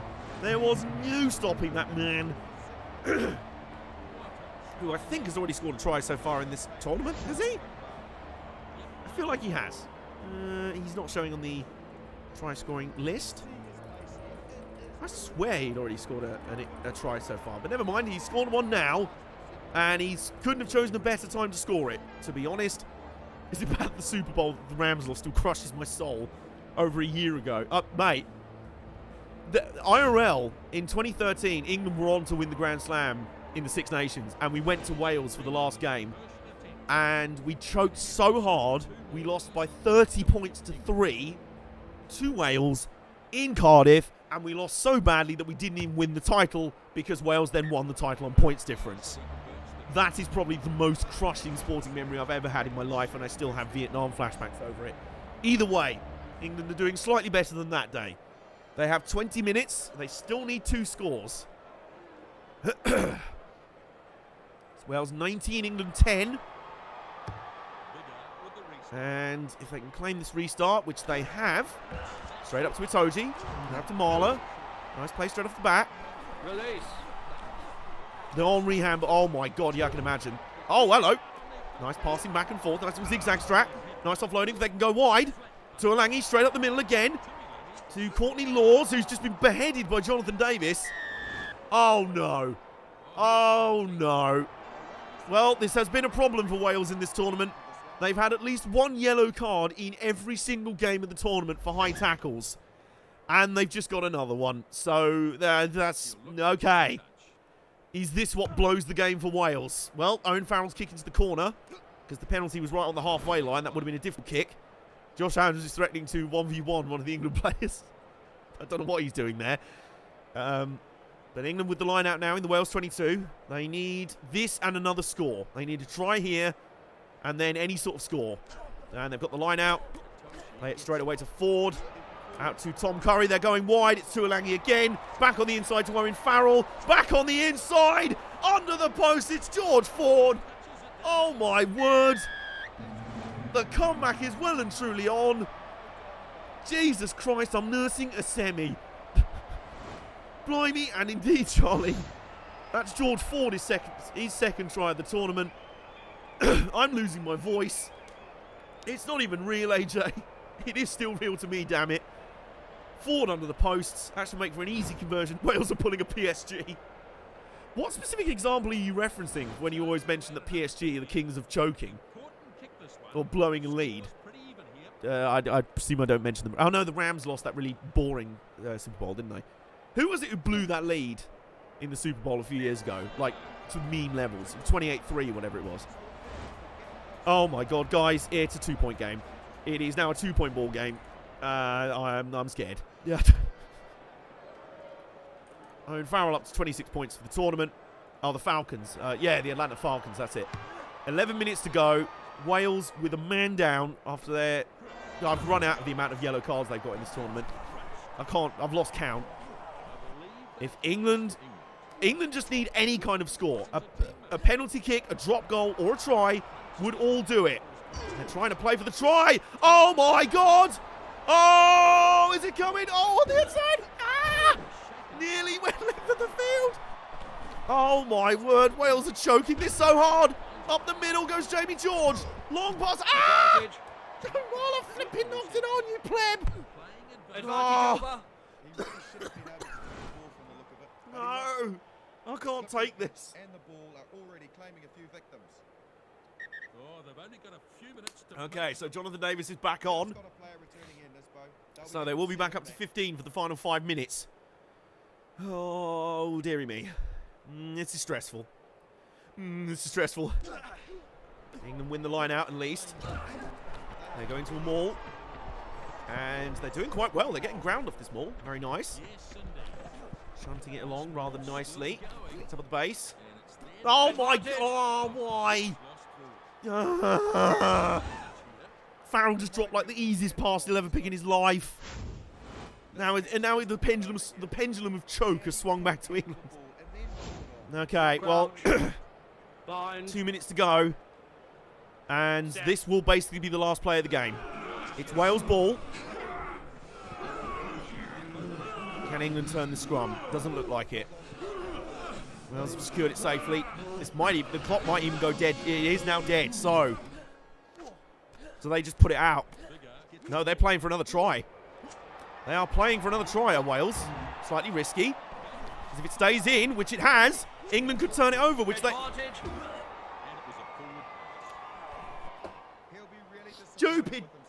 Stupid team. You're the worst team. You are the absolute worst. How have you blown this? How have you... Ah. Well, that was the most England way to lose a game ever. Be shit, then be amazing, then be shit again. Well, Wales have won. The tournament's in the balance. I want to kill myself. I mean, bias aside, that was a hell of a game. That was a fucking ridiculous game in the end.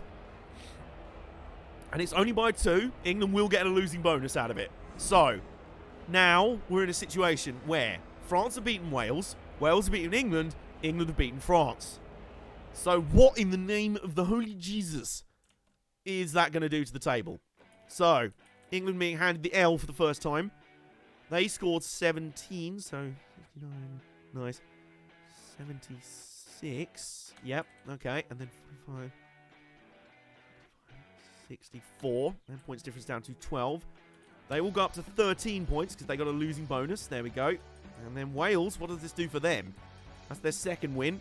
Points for 88. Points against 47, 57, 64. And they get 4 points, so they're now up to 12 points. Right, what does that do to the table? I haven't the faintest idea. What does this do for all the tables, really?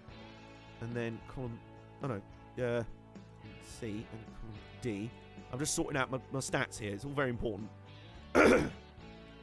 So, here's how we're going to stand going into the final round.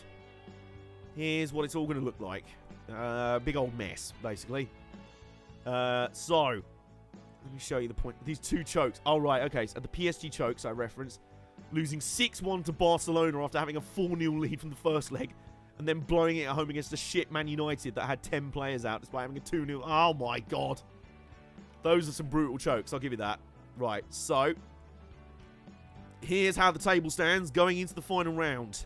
France lead on 14 points. England second now on 13.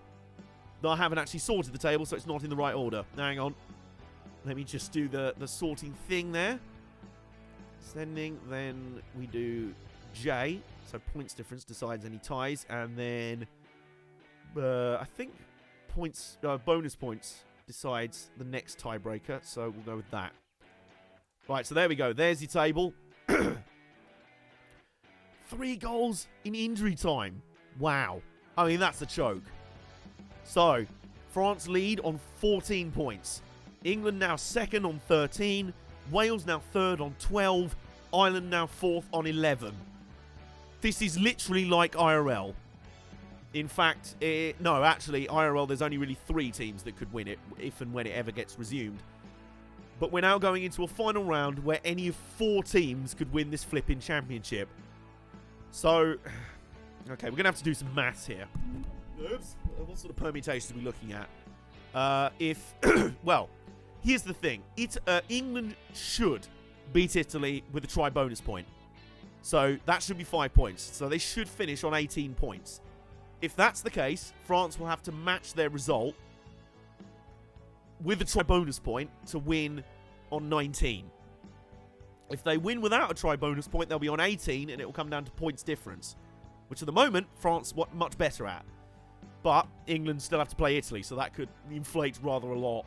Wales on 12, and then Ireland on 11. Well, Wales are playing Scotland in the final round, so Scotland could still play spoiler for... it's just maths. I don't even know what's going on. All I know is Wales have beaten England, and I'm very sad. I'm just very sad about that. You know, you said earlier about all the salt flying around, Nick. You know that? Also, I've got it down on the official fixture list here that... that Italy v England is the very last game of the tournament. I might switch that up. I might go the other way round. So England v Italy is the first game of the final round. So we'll get that out of the way first. This is basically Super Saturday, which IRL is... because what happens in the real Six Nations, almost all the rounds are played over a weekend. So sometimes you'll get a game on Friday night. Most of the time you'll get 2 games on the Saturday. And then most of the time, the third game will happen on the Sunday. But on the final round, all 3 games are played on the same Saturday, staggered, so they all kick off one after the other. And you get Super Saturday. So, guys, are we ready? Can we get some Super Saturdays in chat? Because we are here at the final round of the 2020 Six Nations Quarantine Edition. And it's going to be an absolute mazza, quite frankly. So, first up, we're going to put Italy. Maybe not just put SS in chat. Maybe not. So, first up, we're going to have Italy versus England. It is Italy at home. We're going to make it during the day because it's the first kickoff of the Super Saturday. And then where's my dice? Decide the weather. 3! So it's going to be overcast. There we go. Finally, it's not going to be raining. There we go. Nice. Super Saturdays in chat. So, it'll all come down to this. If England get a try bonus point in this game, then it is over to... That could take certain teams out of the contention. That could take some of the other teams out of contention. So it would be between Wales. If they scored 5, they'd be on 16. Yeah, okay. So it could well still come down to between England or France. They are the ones with the best position to do so. Ireland have a lot of work to do. No, Wales could still finish with 17. So if England don't win with the try... Let's just get on with it. There's a lot of maths going. Okay. And here we go. And here we go. Okay. We'll know if England are choking this if they don't even... Can you imagine if they now lose to Italy? I will just do the denim, just open my window, walk straight out the window. I will do that. Live on Twitch. You know, I'm very sorry. But please don't make me do that, England. Please. Please. Anyway. So, run out of drink. I need water. I need to rehydrate. So here's the Italy team. For the last time in the championship, they are, for the last time in the championship, they're here to try and just get a point. Just something.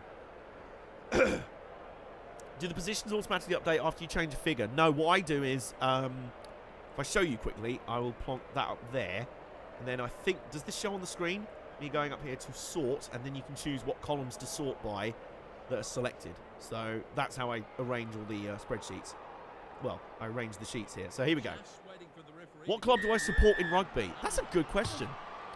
My dad is a massive fan of Saracens, so he's been holding quite a few L's this season. What with their... oh, my word.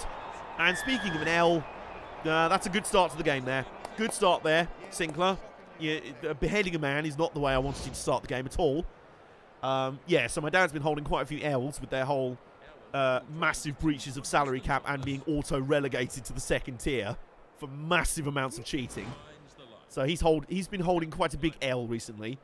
Oh, it's still on the spreadsheet. You don't need to yell at me for that, Nick.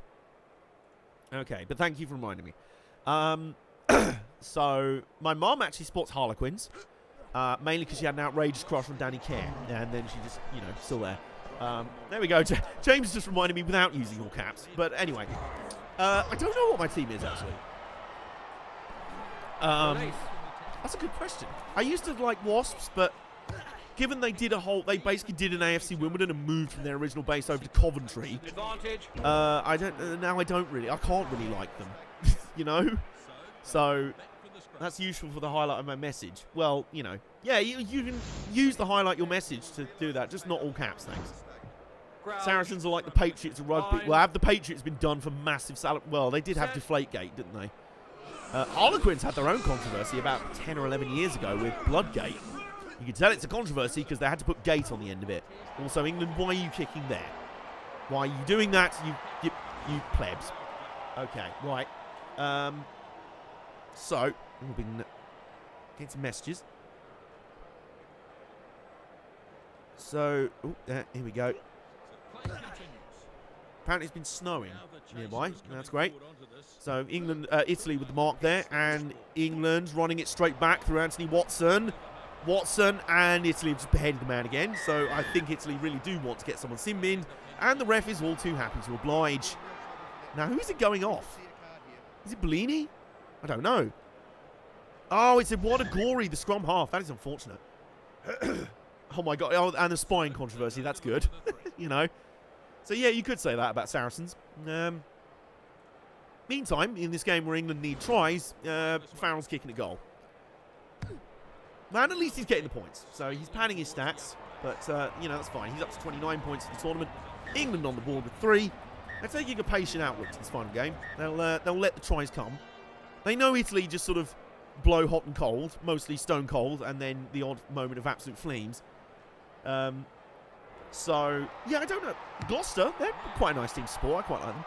I didn't mind Bath for a while, but like Bath and Leicester are like the uncool teams to support in English rugby because they're like Leicester are like the Man United of English rugby, and then I guess you could say Bath are kind of like the Liverpool.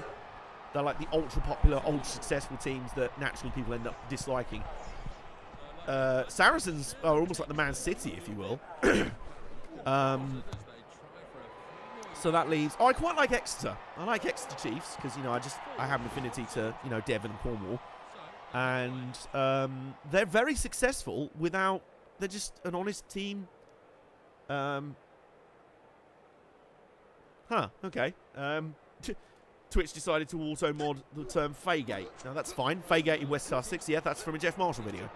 And it is the least used station in West Sussex. Meantime, I'm trying to get their first try. Johnny May back inside to my boy Tom Curry. Release. I really don't watch rugby often if you couldn't tell. No, that's fine. When Farrell trying to take it down the short side. Doesn't really get anywhere with that. Still haven't forgiven him for choking the last game completely. George Ford. It's a little chip in. And it once again leads to nothing. But tackled Italy almost on their own line. Nearly got a turnover there. And they just allow the Italy prop to run out. Okay, fine. Oh, and now they've got the turnover. The ball's glitched into the turf. Now it's reappeared. Now Ben Youngs has got it. Now George Ford has got it. Now someone else. Now Johnny May back on the inside to Manu Tuolangi. Back on the inside to Kyle Sinclair, who's basically tackled on the line. England, why are you finding it so hard to score a flipping try? Was that a try? Oh, my word. Okay, they've gone to TMO. Has Ben Youngs choked the try? Oh, my word. Okay, so back on the inside here. Ben Youngs tried to go on his own. And, well, it looked like a grounding to me. I don't know. It's hard to tell. Okay, so it's no try. Ben Youngs has choked the try. And I once again find myself wanting to walk out of a window. Basically, it's the Six Nations Rugby World Cup, Heineken Cup, and that's it. That's still quite a bit of rugby. That's technically more rugby than I watch, because I basically don't watch any club rugby. Because Six Nations is free to air over here. Not for much longer. Twat.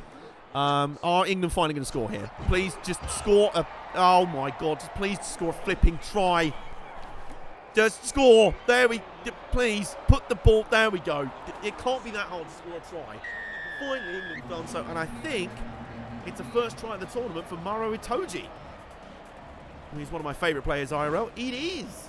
Maro Itoje with his first try of the tournament. A good time to score that when England need tries. I mean, they really do need tries right now. Okay, and that will put England up 8-0 with conversion to come. But yeah, because there's no club rugby on free-to-air over here, we basically don't watch any club rugby. We watch Six Nations and then try and pay attention to the Autumn Internationals. And then obviously the World Cup's on free-to-air as well.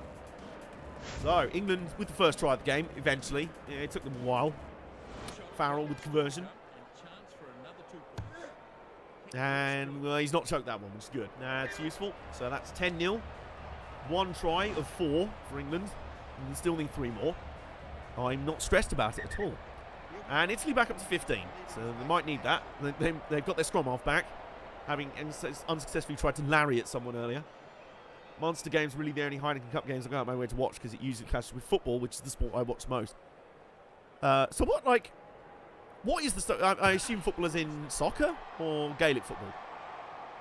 That's a fair question, actually.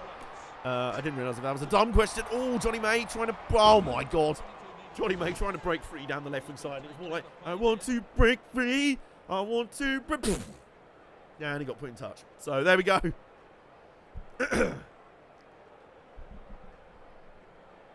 Okay, so England raid Italy's line out, which is quite useful because that was on the England zone 22.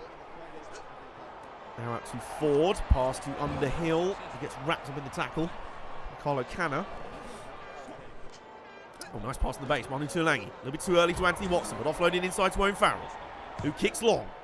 Campagnaro is chasing after it, but I think Tuolangi's after it as well. Who's going to get there first? It's going to be Campagnaro, just about. And he's going to be forced to put it down. Tackled in goal. It is 22-meter dropout. Okay, so that was close. Yeah, soccer.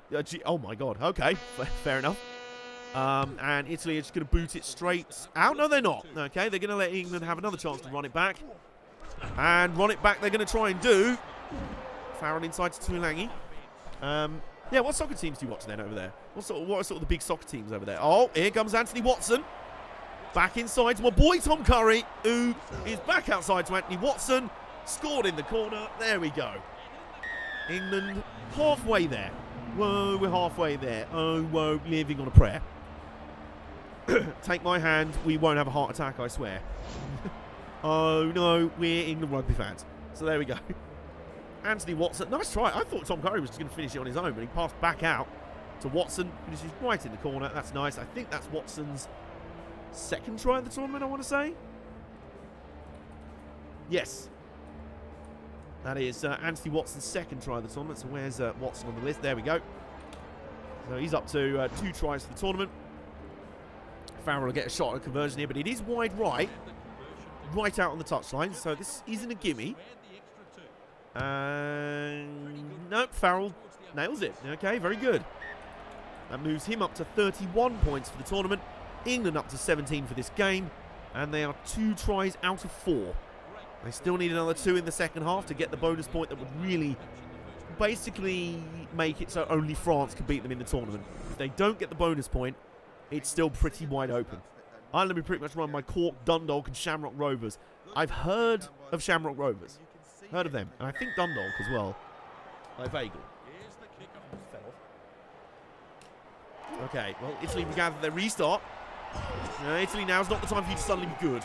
Please just remain being terrible for a bit longer. No, this is not what I mean. This is not what I mean. This just isn't what I was... Oh, my word. Well, you've got to respect it. You've got to respect it. That was a hell of a try to start the second half. Italy are on the board. And they won't get kneeled at all in this tournament. Bromstein. What an amazing name that my dad totally doesn't change to Brownstein whenever he hears it. And Bromstein gets his first try of the tournament. And it's a bit of a worldie. I mean, he dummies the fullback. In he goes. That's very nice, actually. I'll give him that. Yeah, just stop that now. No more. Just stop that. Or at least let England score 2 more tries and then start playing some more worldie rugby. Well, that's another 2 points for Tommaso Allen. Takes his total for the tournament up to 23. Oh, wow. Dundalk almost made the Champions League in 2016. That's cool. Okay, so Farrell with the restart. They usually scored within like a minute of the restart. Blimey. Okay, so Italy now trying to run it back. Oh my word. Campagnaro out to that man Esposito. Oh, but Daly prevents Alexa playing Esposito this time. And in fact has stolen the ball for England. That's very nice. Kind of needed that. Because we still need to flip in tries. We might get one here. Tom Curry on a Mazza. Tom Curry on an absolute Mazza up the middle. He was trying to dummy everyone and their nan. And he got quite a long way. Oh, and they might still get one hit. They will still get one. There's absolutely no defence down the right wing side. Tom Curry did all the damage. And Manu Tuolangi just ran through the wreckage. The ruined remains. The small ruined remains. And that's a 3rd try. So England now only need a 4th. And they will get the try bonus point, which will put them on 18 points. And basically, if I've got my maths right, mean that only France could beat them for the championship. I think. We'll see about that. Anyway. Still a long way to go in the game, though, so there's no guarantee they get that. So if I added Tuolangi's 3rd... I think that's his 3rd try. No, it's his 2nd. Okay. Still convinced he scored one before the last game as well. So now 2 in 2 games for Tuolangi. Good strike rate. And Farrell gets the conversion. Puts him up to 33 points for the tournament. He's now level with Romain Unsmak at the top of the point scoring chart. Not that you care about that. Whenever this quarantine's over, I need to get a working PS2 controller. Nick has cake. Nice. I didn't have birthday cake. Shit. I had chocolate, though. That's good. Anyway, Italy back at it. Damn, Italy back at it with being terrible at rugby. England playing the restart. Italy steal the restart. Goes to Carlo Canna. Release. England still 17 points ahead. So I don't think the result shouldn't be in doubt. I hope. That would really cement the choke, wouldn't it, if they lost to Italy? Oh my God. Bellini pass it out to number 5. Oh, Daly once again to the rescue. And puts out the second rower into touch. Who I completely haven't forgotten the name of. Yeah, I have. I'll be honest. It's annoying when a human's playing the game. It shows you the player names of the player who has the ball, but not when the AI are controlling it. Tom Curry trying to go on another Mazza from his own, from basically his own house. That's how far back he was going from. Oh, but now Sam Underhill on a Mazza and just doesn't pass it. Yeah, Sam, you weren't going to go all the way on your own, mate. I admire the conviction. And Owen Farrell's gone, no, fuck that. I was literally standing still. So he just boots it to Minozzi and passes back inside to Tommy Allen. Allen, you must learn to play rugby. For fuck's sake. Oh, they are learning, though. This is Bram Stain. He's off again. And England appeal for the ball. That was Daly with the turnover. Ben Youngs kicks it. GG. Gives it straight back to Minozzi. Oh, my God. He just fucked up the pass. Oh, no. Well, Italy having their own Timo Glock moment there. England might not get the bonus point try. Is that a forward pass? Oh, my goodness gracious me. Bind. It's a scrum to England. Set. Okay, right. England scrum. Please just win the scrum, please. I beg of you. Yes, they've won the scrum. Okay. We just need one more try and I can relax a bit. Farrell, wide to Tuolangi. He's gone on his... Oh, there was one more pass needed. But they should still get it because the Italy... There's no scrum off. Great, okay. But instead, George Cruz is just going to pick up and go over. There we go. Hey! That is the bonus point try. And that means it is now... The ball is now firmly in France's court. They have to match England's result. Well, we still have points difference to come, though, of course. So there is that. Wales can only get a maximum of 17 points, so they can't win now. That has eliminated Wales and Ireland from contention. That's assuming England still win the game. You know, we don't take anything to chance around here. No England fan takes anything to chance, really. So, Owen Farrell with the conversion. Will he get it? Should do. That's a fairly decent angle, and he does. That's nice. That now puts Owen Farrell out in front on the point scorers table. 35 points, and he hasn't even scored a try this time. Excuse me. And, yeah, England should have won the game now. They've got the try bonus point. And that basically means it is now down to either England or France. If I've got my maths right, it should be between those two.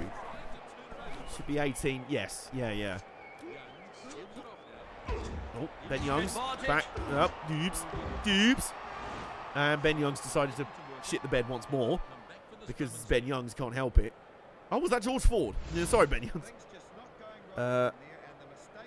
Actually, I don't know what was... We need a VAR review. I didn't even see what was wrong with that. Never mind. We'll let the Italians have something. England score the bonus point try. We can let them do what they want now. Just not win. Oh, big scrum from Italy. Long pass to Campagnaro. Inside to Canna. Back inside to Bram Stain. And England just picked up the ball and just like, no, this is our ball now. Johnny May ends up skipping straight to touch, trying to avoid a tackle, so that's not gone well. That was kind of counterproductive in the end. 4 minutes to go. And England start Super Saturday. Looking like they've raided the line out as well. Did they fancy getting one more try? You know, for the points difference. Because that could still come into play, of course. Farrell. Oh, long pass to Tuolangi. Tuolangi up the middle. He's going on an absolute mazza. Oh, he can't pass. Watson was there in the corner. Italy have picked it up and raided it. Tommy Allen. They're trying to run it back. Oh, my word. England have raided it back. George Ford has just been smashed over and dropped the ball. What even is going on? Is that going to be the end of the game? Bit of a bonkers end to the game there as both teams decide to start playing sevens. And that is it. That is the end of the game. Okay, so England win 31 points to 7 in the end. The big away win completed. And that's Will. What is that going to do to the table? I have not got the faintest idea, Charlie. Again, I don't know who Charlie is. He's just saying blimey a lot, really. C, and then column D, and then column B. So Owen Farrell jumps to the top of the point scoring chart for now. And I don't think anyone's threatening the try scorers. It's between Gail Fiku, Josh Adams, or Hadley Parks for the honour of top try scorer. And fortunately, that's all that Wales can play for. They're out of the title line, which is nice. I'm not biased. Shut up. 5 wins 4. There we go. Bonus points 2. Points 4. Let's get the calculator out. Yeah, it's getting serious. There's maths involved. There's actual maths involved.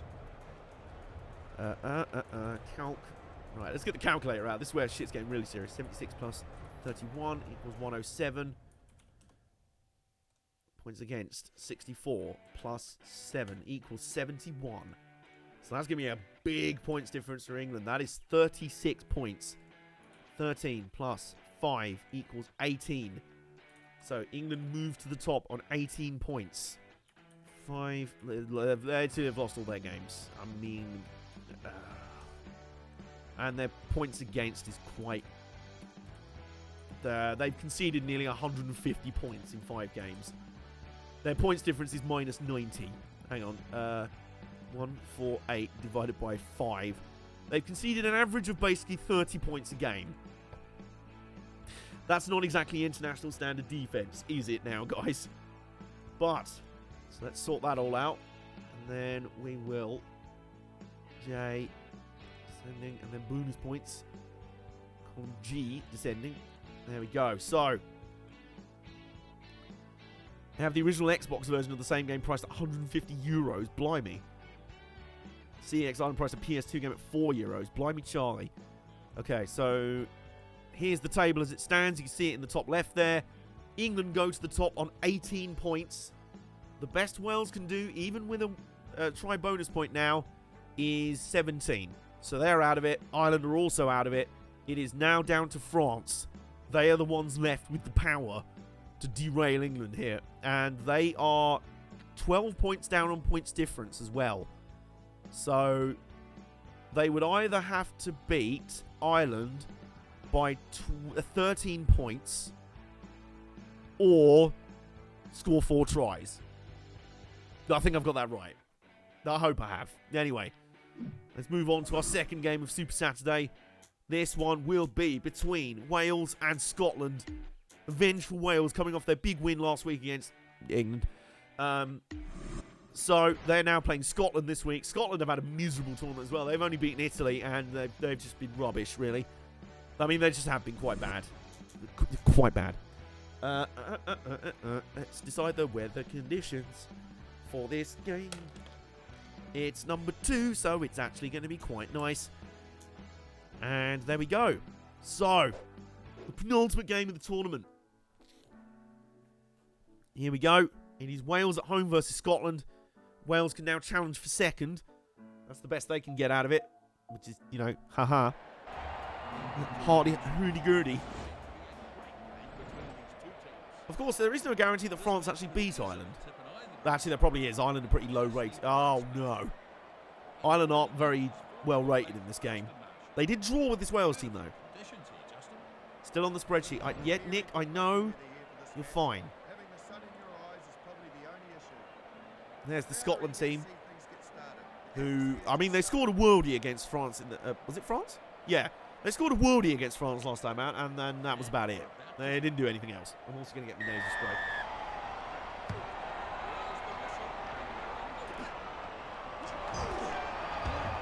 Scotland fast out of the blocks.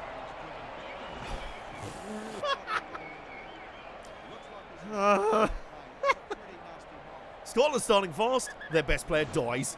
Okay, great.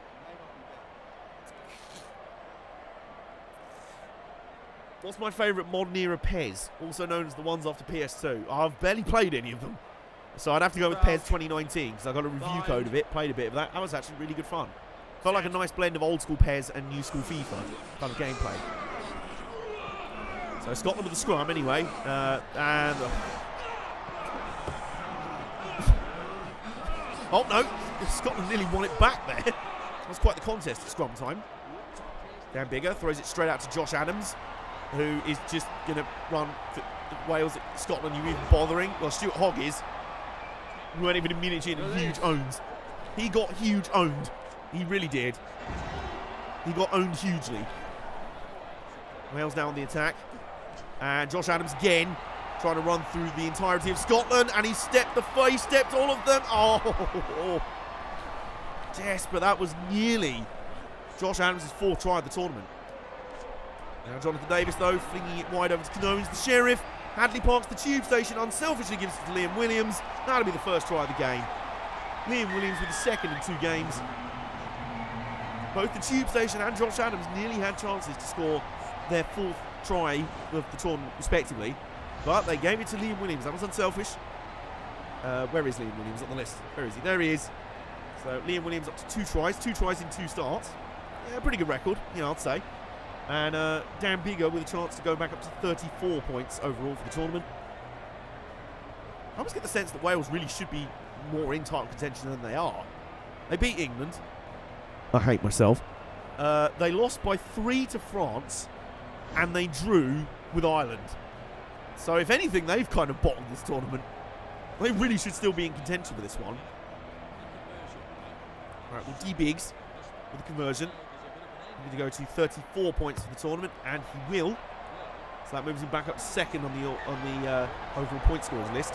Huge finale.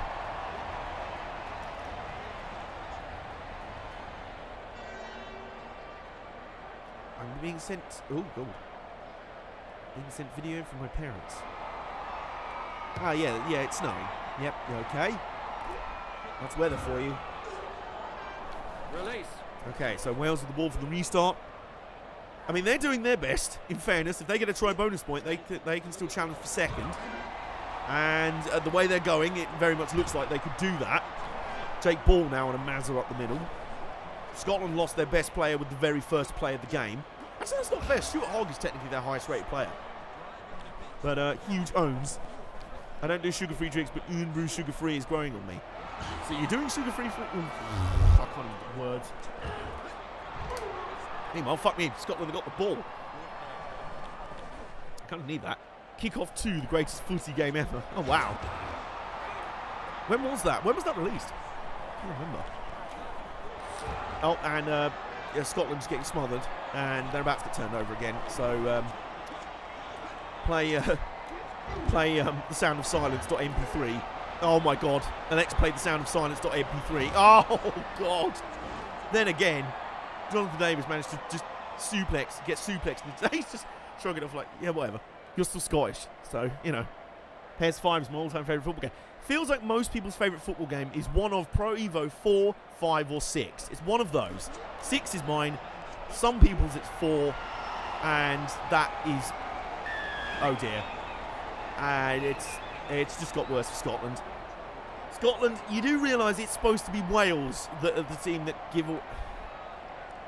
Well, Sean maintenance in the bin, and things are getting worse. Alexa, play the sound of silence.mp3. D Biggs with the penalty shot, and well, that's gone through, and that will put that's Dan Big up to 37. So he's now back up into the lead of the point scorers chart. So, oh, no, hang on. I'm just sorting it live during the game. I can't see this at the moment. Okay, there we go. Yep, he's back up to the top of the point scoring chart. 37 points. Now only Roman Unzmak or Jonathan Sexton could beat him. Of the players left. Owen Farrell finished on 35. That's with no tries. Dan Biggs scored 2 tries this. Oh, no. Speaking of tries, it's Josh Adams. Josh Adams is going all the way. It's just absolutely shat all over Scotland.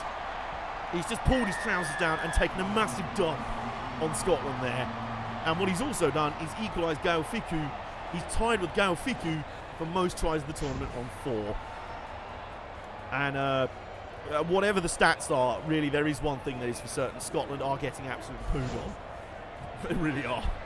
It's just not going well. So D. Biggs with the conversion. That'll be another 2 points for his tally. And I'll take him up to 39 points for the tournament. Which is very impressive considering Dan Biggar didn't technically play much of the very first game against France. Because he got injured about 25 minutes in. The guy shouting release reminds me of the BCV fight. Round 2. Fight. Release. Lost. Okay. Scotland, they've kicked off. That's the only time they've basically had the ball so far. Except for that brief moment when they had the ball and then Hugh Jones got destroyed. Wales trying to go on another Mazza from their own 22. Remember when EA used to charge full price for a Champions League skin to FIFA? Jesus Christ. Why does that surprise any of us, though? It's EA. When did that happen, though? Some Tipuric trying to carry up the field. Biggar now to Hadley Park to the tube station. Release. Thank you for keeping that PG there, Nick. But yes, they can get absolutely hacked. Oh, lovely passing. Wales trying to get a third try before half time. And the tube station looking for number 3. I can't remember his name. Oh my God, has he just stepped the fullback? Stuart Hogg, just eliminate yourself. Drop yourself from the team right now. Auto demotion. I don't want to see you again. You've just been stepped by a prop. Luckily, it didn't lead to a try for Wales because otherwise I would have actually gone into the game, paused, taken control of Scotland and substituted Stuart Hogg immediately. PS2 error. Oh, no. Oh, wow. Okay. Yeah, I mean, their shit hasn't changed really, has it? And, oh, God. Wales have immediately turned over the ball straight away. Oh, my word. Well, the clock's going to go red for half-time, and Jonathan Davies is trying to walk over the line, nearly gets there. This is going to be a third try for Wales. Ross Moriarty picks up to Gareth Davies, who's played it back to the number 3. So it was your man who stepped Stuart Hogg. He got the try that he probably deserved for stepping. There's Stuart Hogg. It's just like, that everyone just saw that. It's Thomas Francis. Thomas Francis, you man of the people. He can go on the try scorers chart. That's his first try of the tournament. And, yeah, well, I mean, Scotland's campaign is ending on a bit of a flat note. It's ending on a bomb note. And by bomb note, I mean someone shoved poo in the trumpet. So there we go. Dan Biggar, another 2 points. He's out to 41 points for the tournament. I mean, he has had a very good tournament, you know, aside from dying in the first game. Arguably, if he hadn't died in the first game, they could have still won that. That's wild. Okay, so half-time.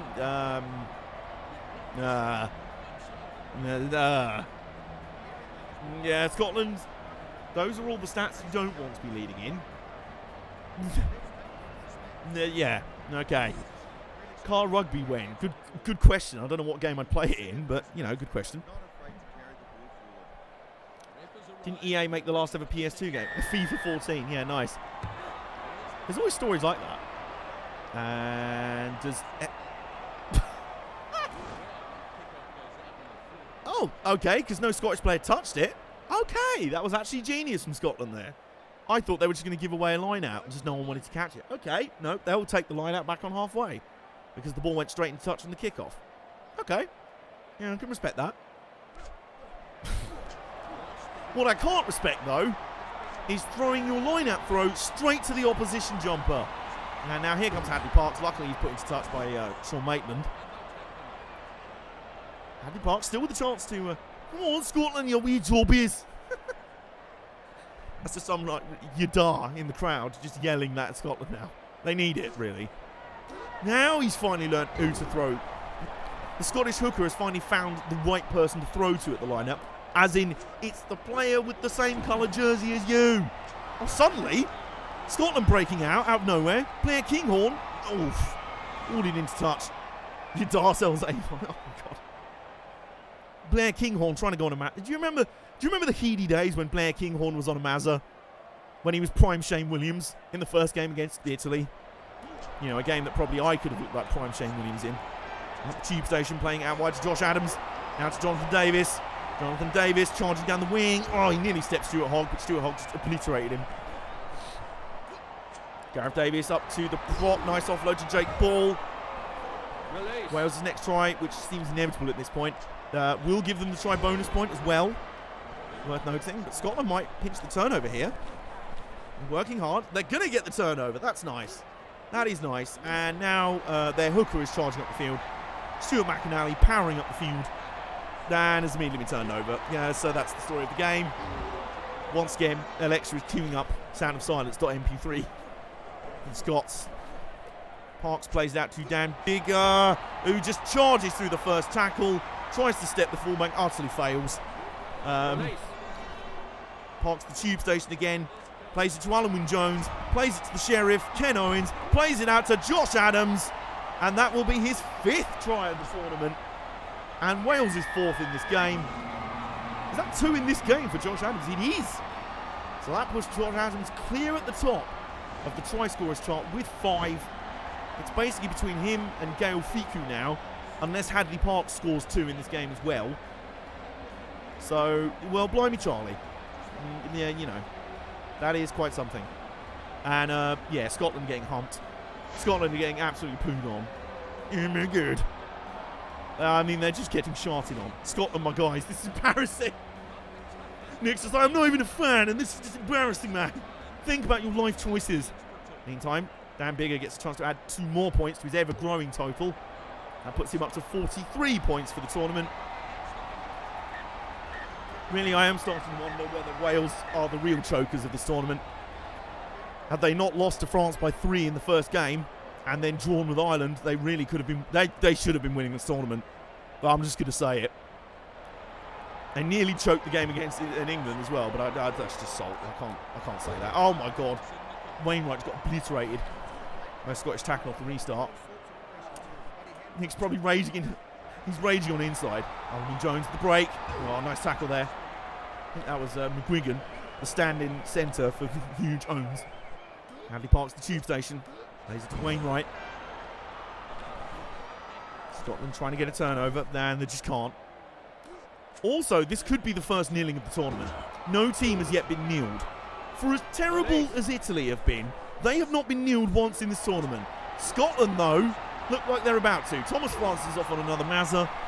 I'm trying my hardest to keep it PG. You're doing well, Nick. I appreciate that. This isn't strictly a PG channel, but I quite like to not make it too excessively, you know what I mean. Mild PG. No, like 12A to 15. Not 18. Oh, Josh Adams. Oh, my God. The don't argue from Josh Adams. He's just absolutely put Sean Maitland on his arse. Luckily, Stuart Hogg was there to save the day, and Josh Adams just strikes back like, I don't give a shit. Mate, I mean, he's on 5 tries for the tournament. He's probably going to win the golden... Is it golden boot? Golden shirt? Golden hand? God hand? I don't know. What would be the trophy for top try scorer? A top goal scorer in the World Cup is given a golden boot. Golden boot would probably go for top point scorer because they've all involved people that kick points as well as score tries. So Scotland clear their lines. And there's 10 minutes to go. We've also got, at the moment, we'd be on to have 2 teams win by scoring 31 points. Golden Cock. No, that's for the... This is a good award. This is not a bad award, Nick. I mean, Golden Cock is going to have to go to Italy if we're rewarding it. And, oh, forward pass from Wales there. Thomas Francis trying to go on another Mazza. Golden... No, we're not doing... No, Nick didn't get the memo there. We're actually giving out... This is for top try scorer. This is a good award. But if top goal scorer in football gets a golden boot, what would a top try scorer in rugby get? Not a golden appendage. Oh, no. And Wales have stolen the scrum. This is just utterly... Oh, no. Can someone queue up Sound of Silence.mp3 again?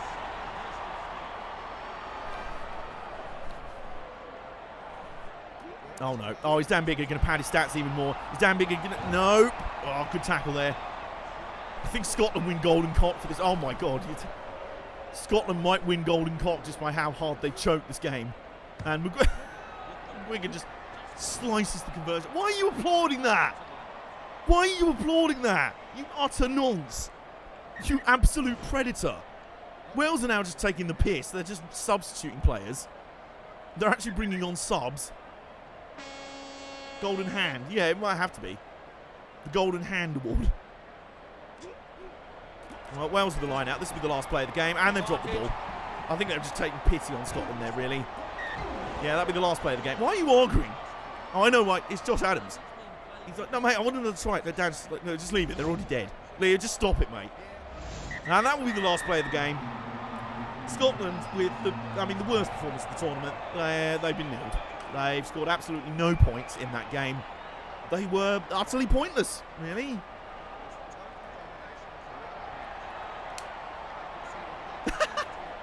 Oh, is that the origin story of the Golden Cock Trophy? Nice.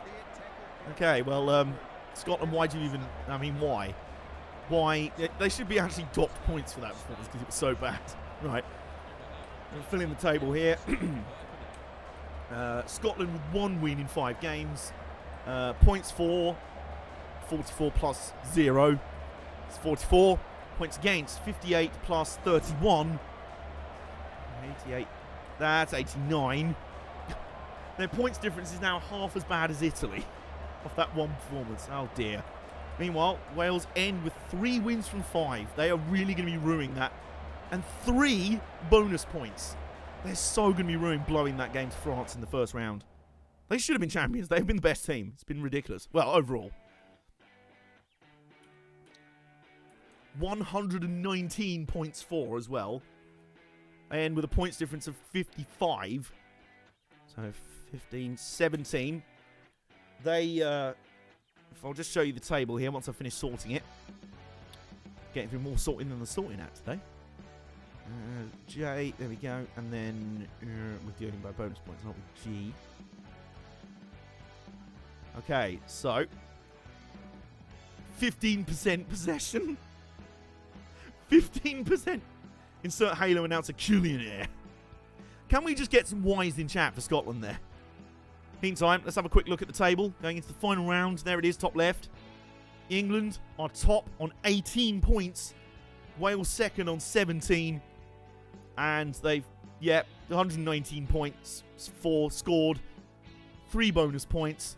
They're currently holding the top try scorer and point scorer positions. How the hell have they not won this tournament? They choked that. I think the bigger choke was drawing with Ireland. That was the bigger choke. I'll be honest with you. So, we're going into the final round where it is basically only France can stop England now. Here we go. Are we time for the main event of the Super Saturday, this round, and the entire tournament? It all comes down to this. If France...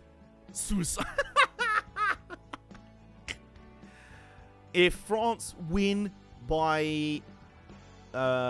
if France win by 13 or more points, or with a try bonus point, they win the championship. If they don't do either of those things, England win. And if they do either of those things, France win the title, and I walk out the window. Please don't make me do that. Please. And it's a France home game as well. And they're against Ireland, who aren't very well rated in this, whatever team, So, let's set this to evening, because it is the final game of Super Saturday. It normally is at night. And what weather condition? We're going to have 2, so it's going to be fine conditions. Okay. The main event of the streaming, indeed. So here we go. It is France versus Ireland for basically all the marbles.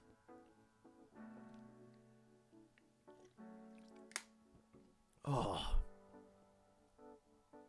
Nick, you don't have to keep spamming the reminders, okay? Thank you anyway. So, there we go.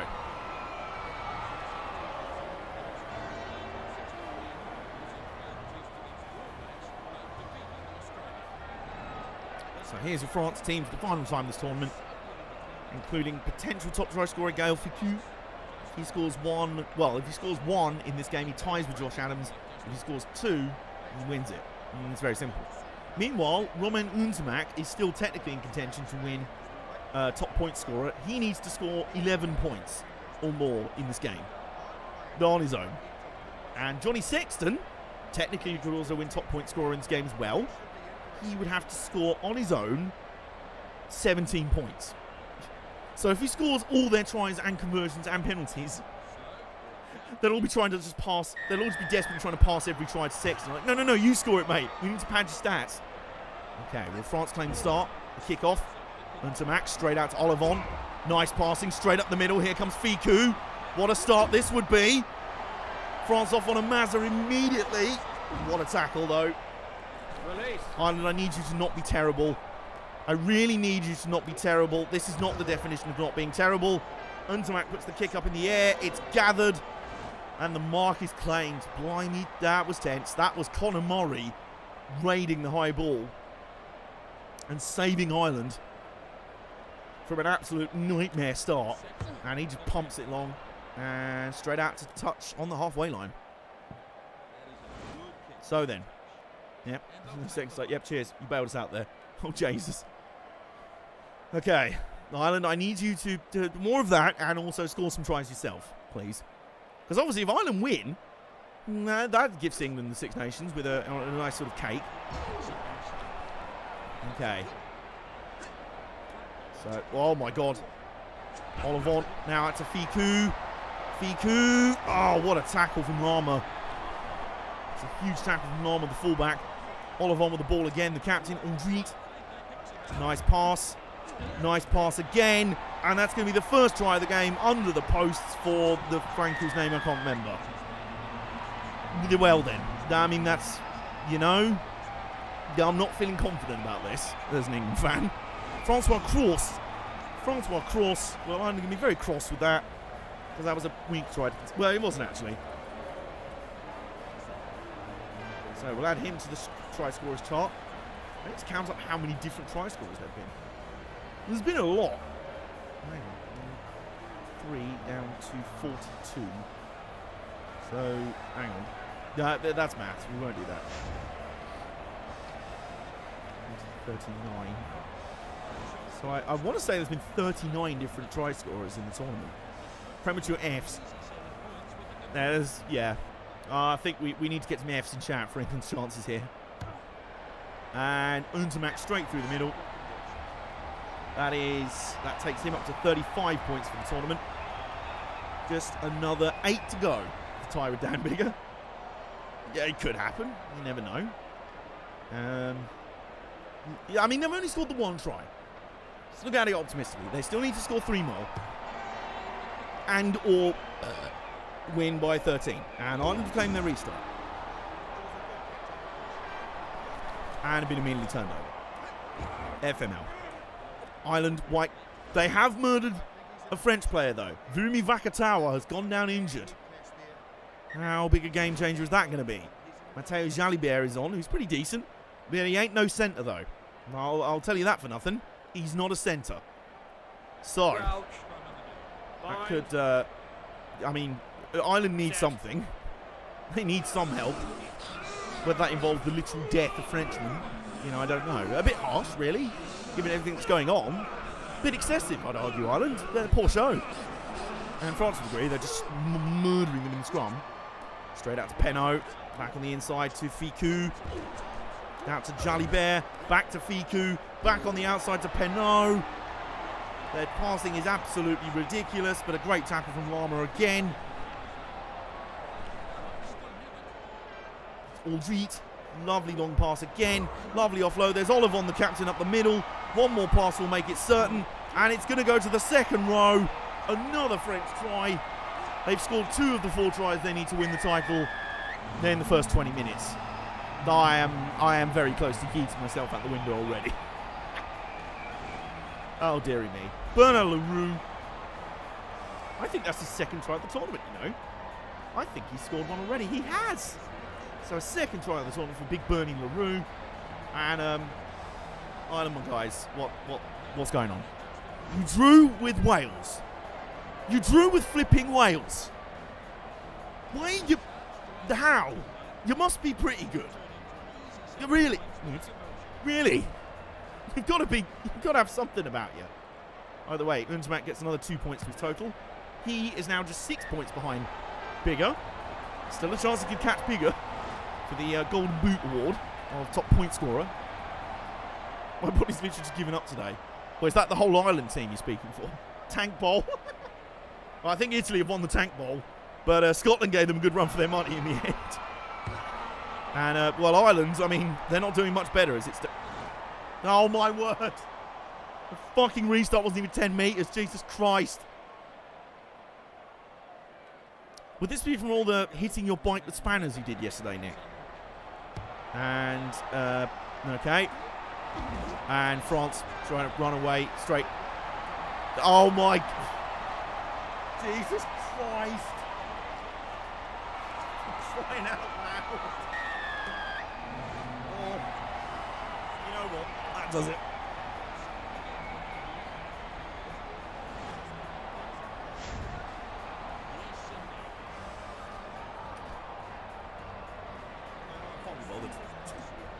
I can't be bothered.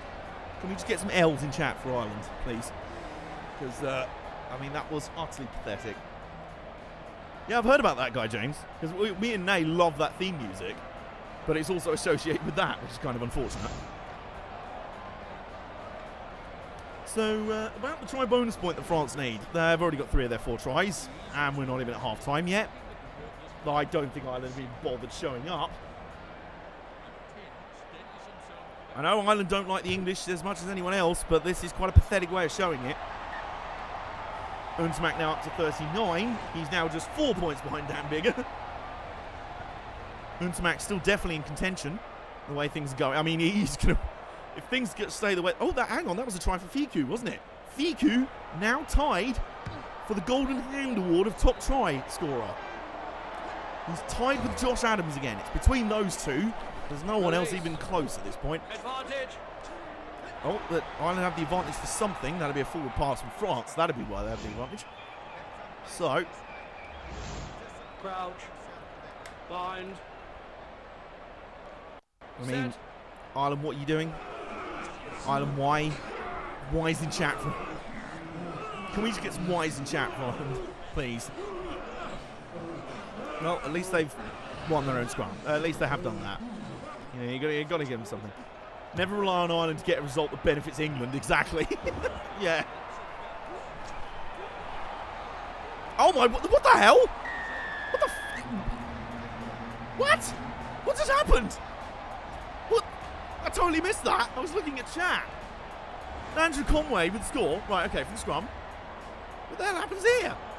Oh, a little chip over the top. And Boutier turned over and that's a cheeky try. That is, oh, that's just cheeky. Well, at least that's probably helped them avoid the Golden Cock Award because that was so cheeky and they didn't get kneeled. So Andrew Conway, that's his second try in 2 games. And Ireland have woken up at last. It's about time. Why couldn't you have woken up half an hour ago, FFS? Dice. And Johnny Sexton gets 2 points. There we go, that's nice. He's now on 29 for the tournament. And Conway's got his second try of the tournament. And well, Ireland are on the board. I think the way the game's going, the only way France don't win the title now is if Ireland somehow come back to win the match. Which is not going to happen. I mean, France are not going to score 4 tries. That's an absolute guarantee. In fact, they might do it. They're going to do it before half-time. They're going to do it before half-time. I can sense it. So, unless...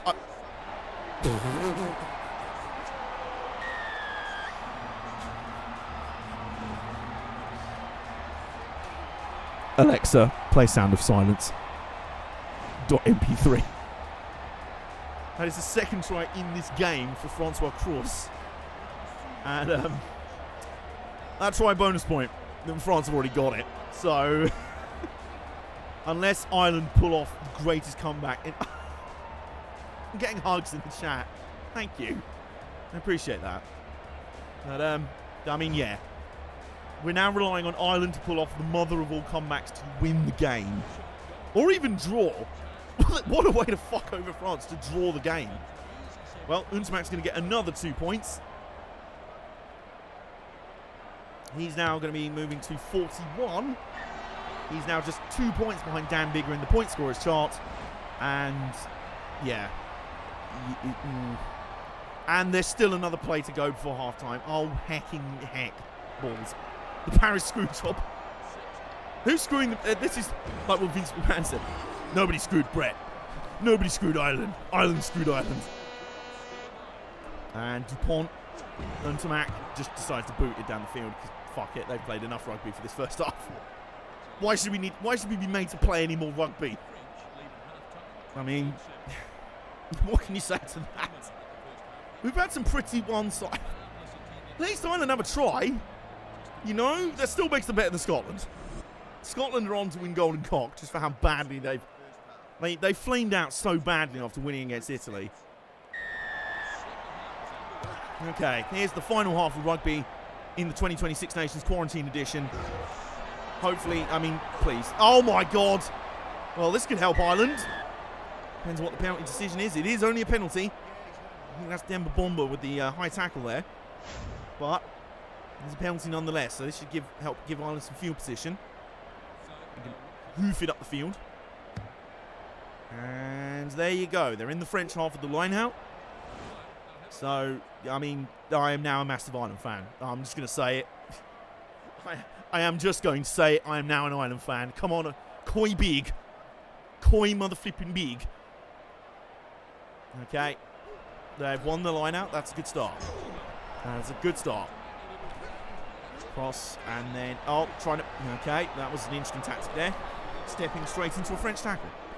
But, they've got the ball still. Nice reverse pass. Still not really going anywhere. Release. And they've still got the ball. Boy big. They've still, oh my God, that's a lovely pass. That's a lovely pass. And oh my God, the fullback nearly got stepped. That was really close. Gibbs. But France got the turnover. That's annoying. Ireland have turned it right back. And then long pass. One more. Oh, Olivant with a big tackle there at just the right time. But there's still men right if they can use them. Oh, the pass was too early. Now the defence just drew straight onto Andrew Conway. And now what are we doing? Murray trying to take on all of France on his own. Just an angry little scrum half boy. Fair play. Oh, that's a nice pass. One more. Oh, no. How are France holding on like this? Oh, my word. Oh, they've got the turnover. That's so annoying. Absolute turd burgers. And a clearance kick from their number 11, who I can't remember the name of. Oh, my God, what's his name? Now help me. What is he called? Rates. Okay. Well, Ireland will have to go again. Quite big. Quite flipping big. Well, they've won the line out again. And now Johnny Sexton. Plays out to Boniaki. Plays out to another man. Plays out to someone else. It's the stock cube.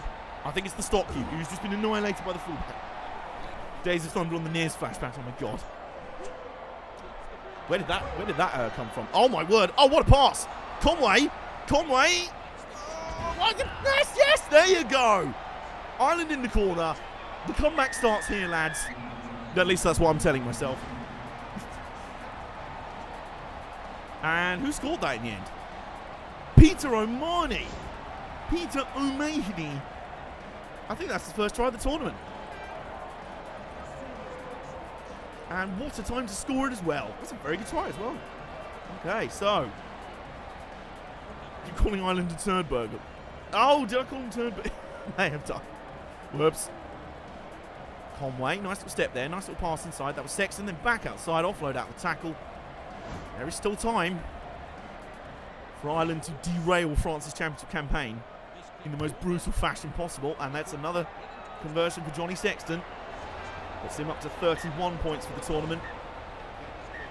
You Lord. This is getting a bit intense. 20 minutes to go. For Ireland score 2 more tries and draw the game. What a way to fuck the tournament up that would be. Okay. Ireland claiming the long restart. That was a massive. Not releasing. Why do I bother with hope? Stupid thing. Hope is not a thing with feathers. If they had feathers, the feathers would fall off.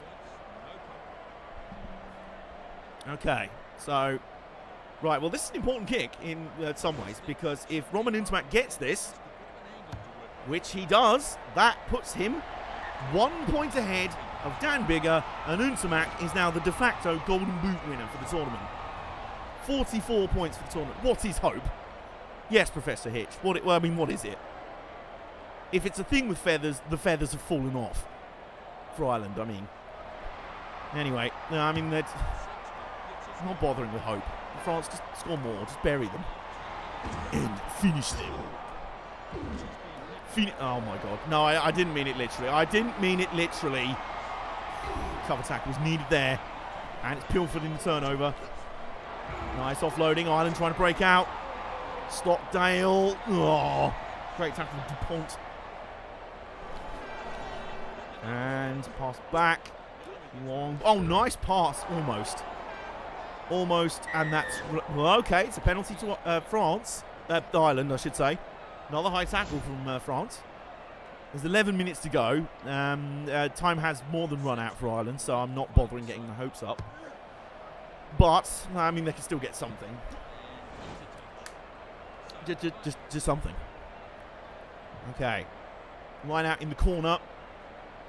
If Ireland get a try here, there is the slimmest chance that this could still be interesting. Then they've... Why? Why are you so terrible, Ireland? Why? Why are you such arse? Why are you such absolute baloney? Go on, run it back. You'll do nothing. This is just watching a man... This is just a colorised video of watching a man run against a brick wall over and over. I'm trying to break down the side. Oh, they finally might get a try. Yeah, good. They've got a try. It's very much too little, very much too late. But, I mean, it's something, you know. It's a thing. Boy big. I sense my head's going to roll off the stream. Which ones? Just everyone involved with Ireland. It's Sean Cronin with the try in the end. That's actually his second one of the tournament. Not that any of you care. Because I don't. But either way, you know, I mean, Ireland are trying to do something. They're literally not going to have time to score enough points to win. There's going to be 3 minutes to go once this kickoff is taken. And unless they literally run in from the kickoff, it's going to be too late. Roman just like, don't let them run in from the kickoff. So, basically 2 minutes to go. They've not even claimed their own restart. Well, it's not their own restart, what am I on about? They've not even claimed the restart. It is over. It is all over. Jalibert. Aldrit. Oh, nice pass to Untamak. Offloaded again. And they're going to seal it with a play, trying the last play of the game. Oh, Jalibert has just been beheaded. And I'm going to finish with sim binning, because why not? Who's been binned? Who is it? Who are you? You absolute blithering. It's number 2. Okay, finish him. Untamak's just going to rub some salt in the wound by just playing a kick at goal. He just wants to make sure. He doesn't know if he's sewn up Golden Boot yet. He just wants to make sure, you know. Well, he really has. Yeah, he really has now. Useless donkeys. Accurate summary of my thoughts. So, Untamak, who scored, I think, France's first points at the championship, scores their last. And that is the championship for France. And I'm about to yeet myself out a window.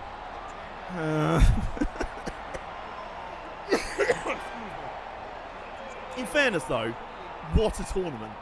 What a mother-flipping tournament. That was great fun. Except for the England choking bit. No, but aside from that, that was really good fun. I really enjoyed doing that. Did you guys enjoy it too? I hope you did. So, we'll get the final table up in a minute once I finish sorting everything. And then be ascending. So there we go. Right. And then we'll just put the final details in the table. 1 bonus point 3. Points for 73. 107. France finished with the exact same points scored in the tournament as England. That's 21. And 1 point less conceded. Blimey. Imagine if it had come down to points difference. Jesus Christ. Meanwhile, Ireland, I mean, you were just rubbish. I mean, you were just so bad. 1-2, drawn 1, lost 2. Yeah, you know. 92, 93. Conceded 103 points. Ireland have actually conceded the second most amount of points in the tournament behind Italy. So it is pretty much between Ireland and Scotland as to who wins Golden Cock. I'm going to put that to a fan vote, I'll be honest with you. Yes, so column K, and then sort by column J, and then sort by column G. There we go. So, right, I think that's everything. Thank you, Vic. I'm glad you enjoyed it. Hey, Nick enjoyed it. Where's King? King? AJ, does the Sevens mode work with the regular club teams? I don't know, actually. Let's check quickly. Let's check what Sevens teams we got. Sevens. We have got Hong Kong. We've got International Sevens. We've got the Seven-a-side Championship team. No, there's no Club Sevens, which unfortunately... You can, I think, though... You can, from the customize menu, you can, well, from Fan Hub, you might be able to download Club 7's teams. So that might be a thing you can do in this game. Right, you guys ready for the final table? Here it is. France win the championship by 1 point over England. Second, ahead of Wales. In third, the top 3 covered by 3 points. Blimey, that was quite a wild tournament. Jesus Christ, I mean Jesus Christ. Oh dear. And then Ireland 4th on 11, Scotland 5th with 6, and Italy dead last on 0 points. So, most points scored, that goes to Wales, 119 points. Most points conceded, that goes to Italy on 148. That's quite a lot. We need to have a fan vote. Can we have a fan vote in chat? Or like a poll or something. Show mod icons, so timestamp, delete messages. Delete message brief.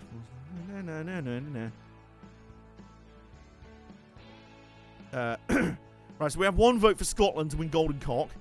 Meanwhile, the winner of the Golden Boot Award for most points scored, that's Romain Untermack of France on 47 points.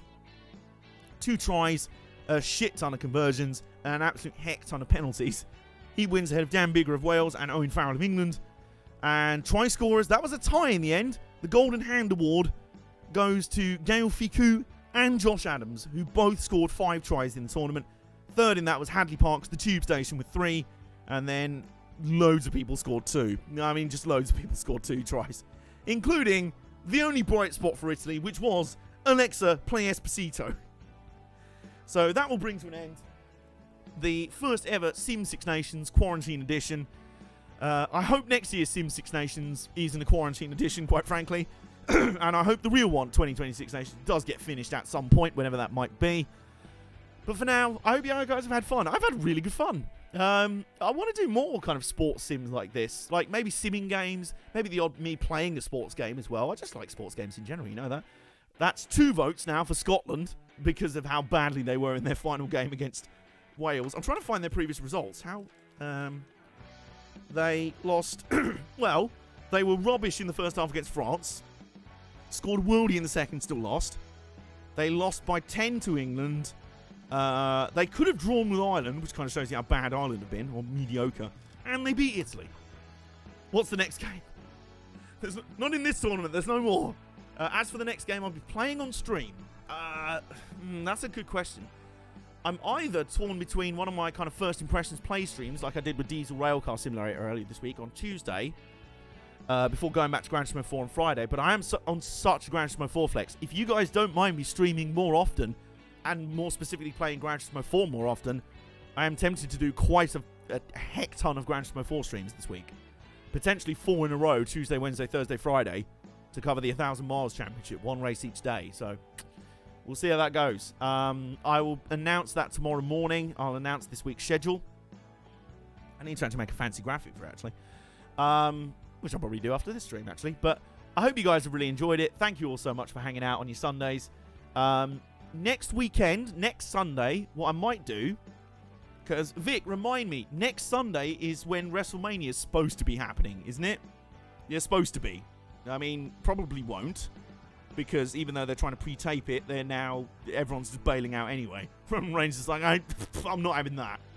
I'd just be wrestling an old man in an empty room. Why do I want to do that and risk my health? Get out of here. WrestleMania 36. There we go. So we could do the WrestleMania 36 Quarantine Edition. We'll begin on Saturday, 4th of April. Sunday, 5th of April, it ends. No in-person attendance. So, we could do WrestleMania 36 Quarantine Edition on Fire Pro Wrestling. I have simmed WrestleMania. It might have even been WrestleMania 35. I might have even simmed last year's WrestleMania on Fire Pro Wrestling. But we often just throw random matches into the card and random wrestlers in. People that aren't on the main card, people who aren't even in WWE. Just why not? Just to make it a bit of a super show. And there'll be more fans in attendance because even if there's only 7 people on Twitch chat, that's 7 more people that will be in attendance IRL for the real WrestleMania. So if you guys would like that, let me know in the chat. It seems the vote is pretty unanimous. Scotland, I would like to hand you this award, which you'll just have to imagine is your golden cock. It's just all purple and blue instead. So before any more dodgy innuendos come out, I'll call that a day for today. I'm going to try and have a relaxing rest of my Sunday. Hope you guys do too. Hope you guys are staying safe and staying okay out there at the moment. Things are a bit scary, but I hope I can give you a little bit of fun and a little bit of joy. And I'll be honest with you, streaming has been massive for me since all this has gone down because it's a way of interacting with people. It's a way of having fun. It's a thing for me to focus on, thing for me to be creative with and occupy my mind. That's why I want to stream even more. I'm genuinely in the mood where I could stream every day at the moment. I'm genuinely feeling streaming every day. I don't know if I will, but because I have other things to do, of course, but I'm genuinely getting the urge to stream every day. If you guys would be down for that, we'll see how we go. But, yeah, I'm just really enjoying streaming at the moment. We've just gone affiliate. There could be some big things for my Twitch going forward. And, of course, my YouTube channel's still going. Subscribe to it if you have not already. I'm sure most of you have by now. I'll be finding ways to fill in the time. If I can't go out and film real train stuff, I will probably just end up filming model train content, which is quite nice because I actually got a baseboard pack, like a sort of kit assembly baseboard. And I'm ordered an extension set for that. Once that's all put together, I will start building a layout. And you'll probably see that on YouTube, as well as some general vlogs and everything else. So I'm going to finish rambling now. Thank you all so much for hanging out every single time. And whatever happens next stream will be on Tuesday. So I will literally see you next Tuesday. See you guys later.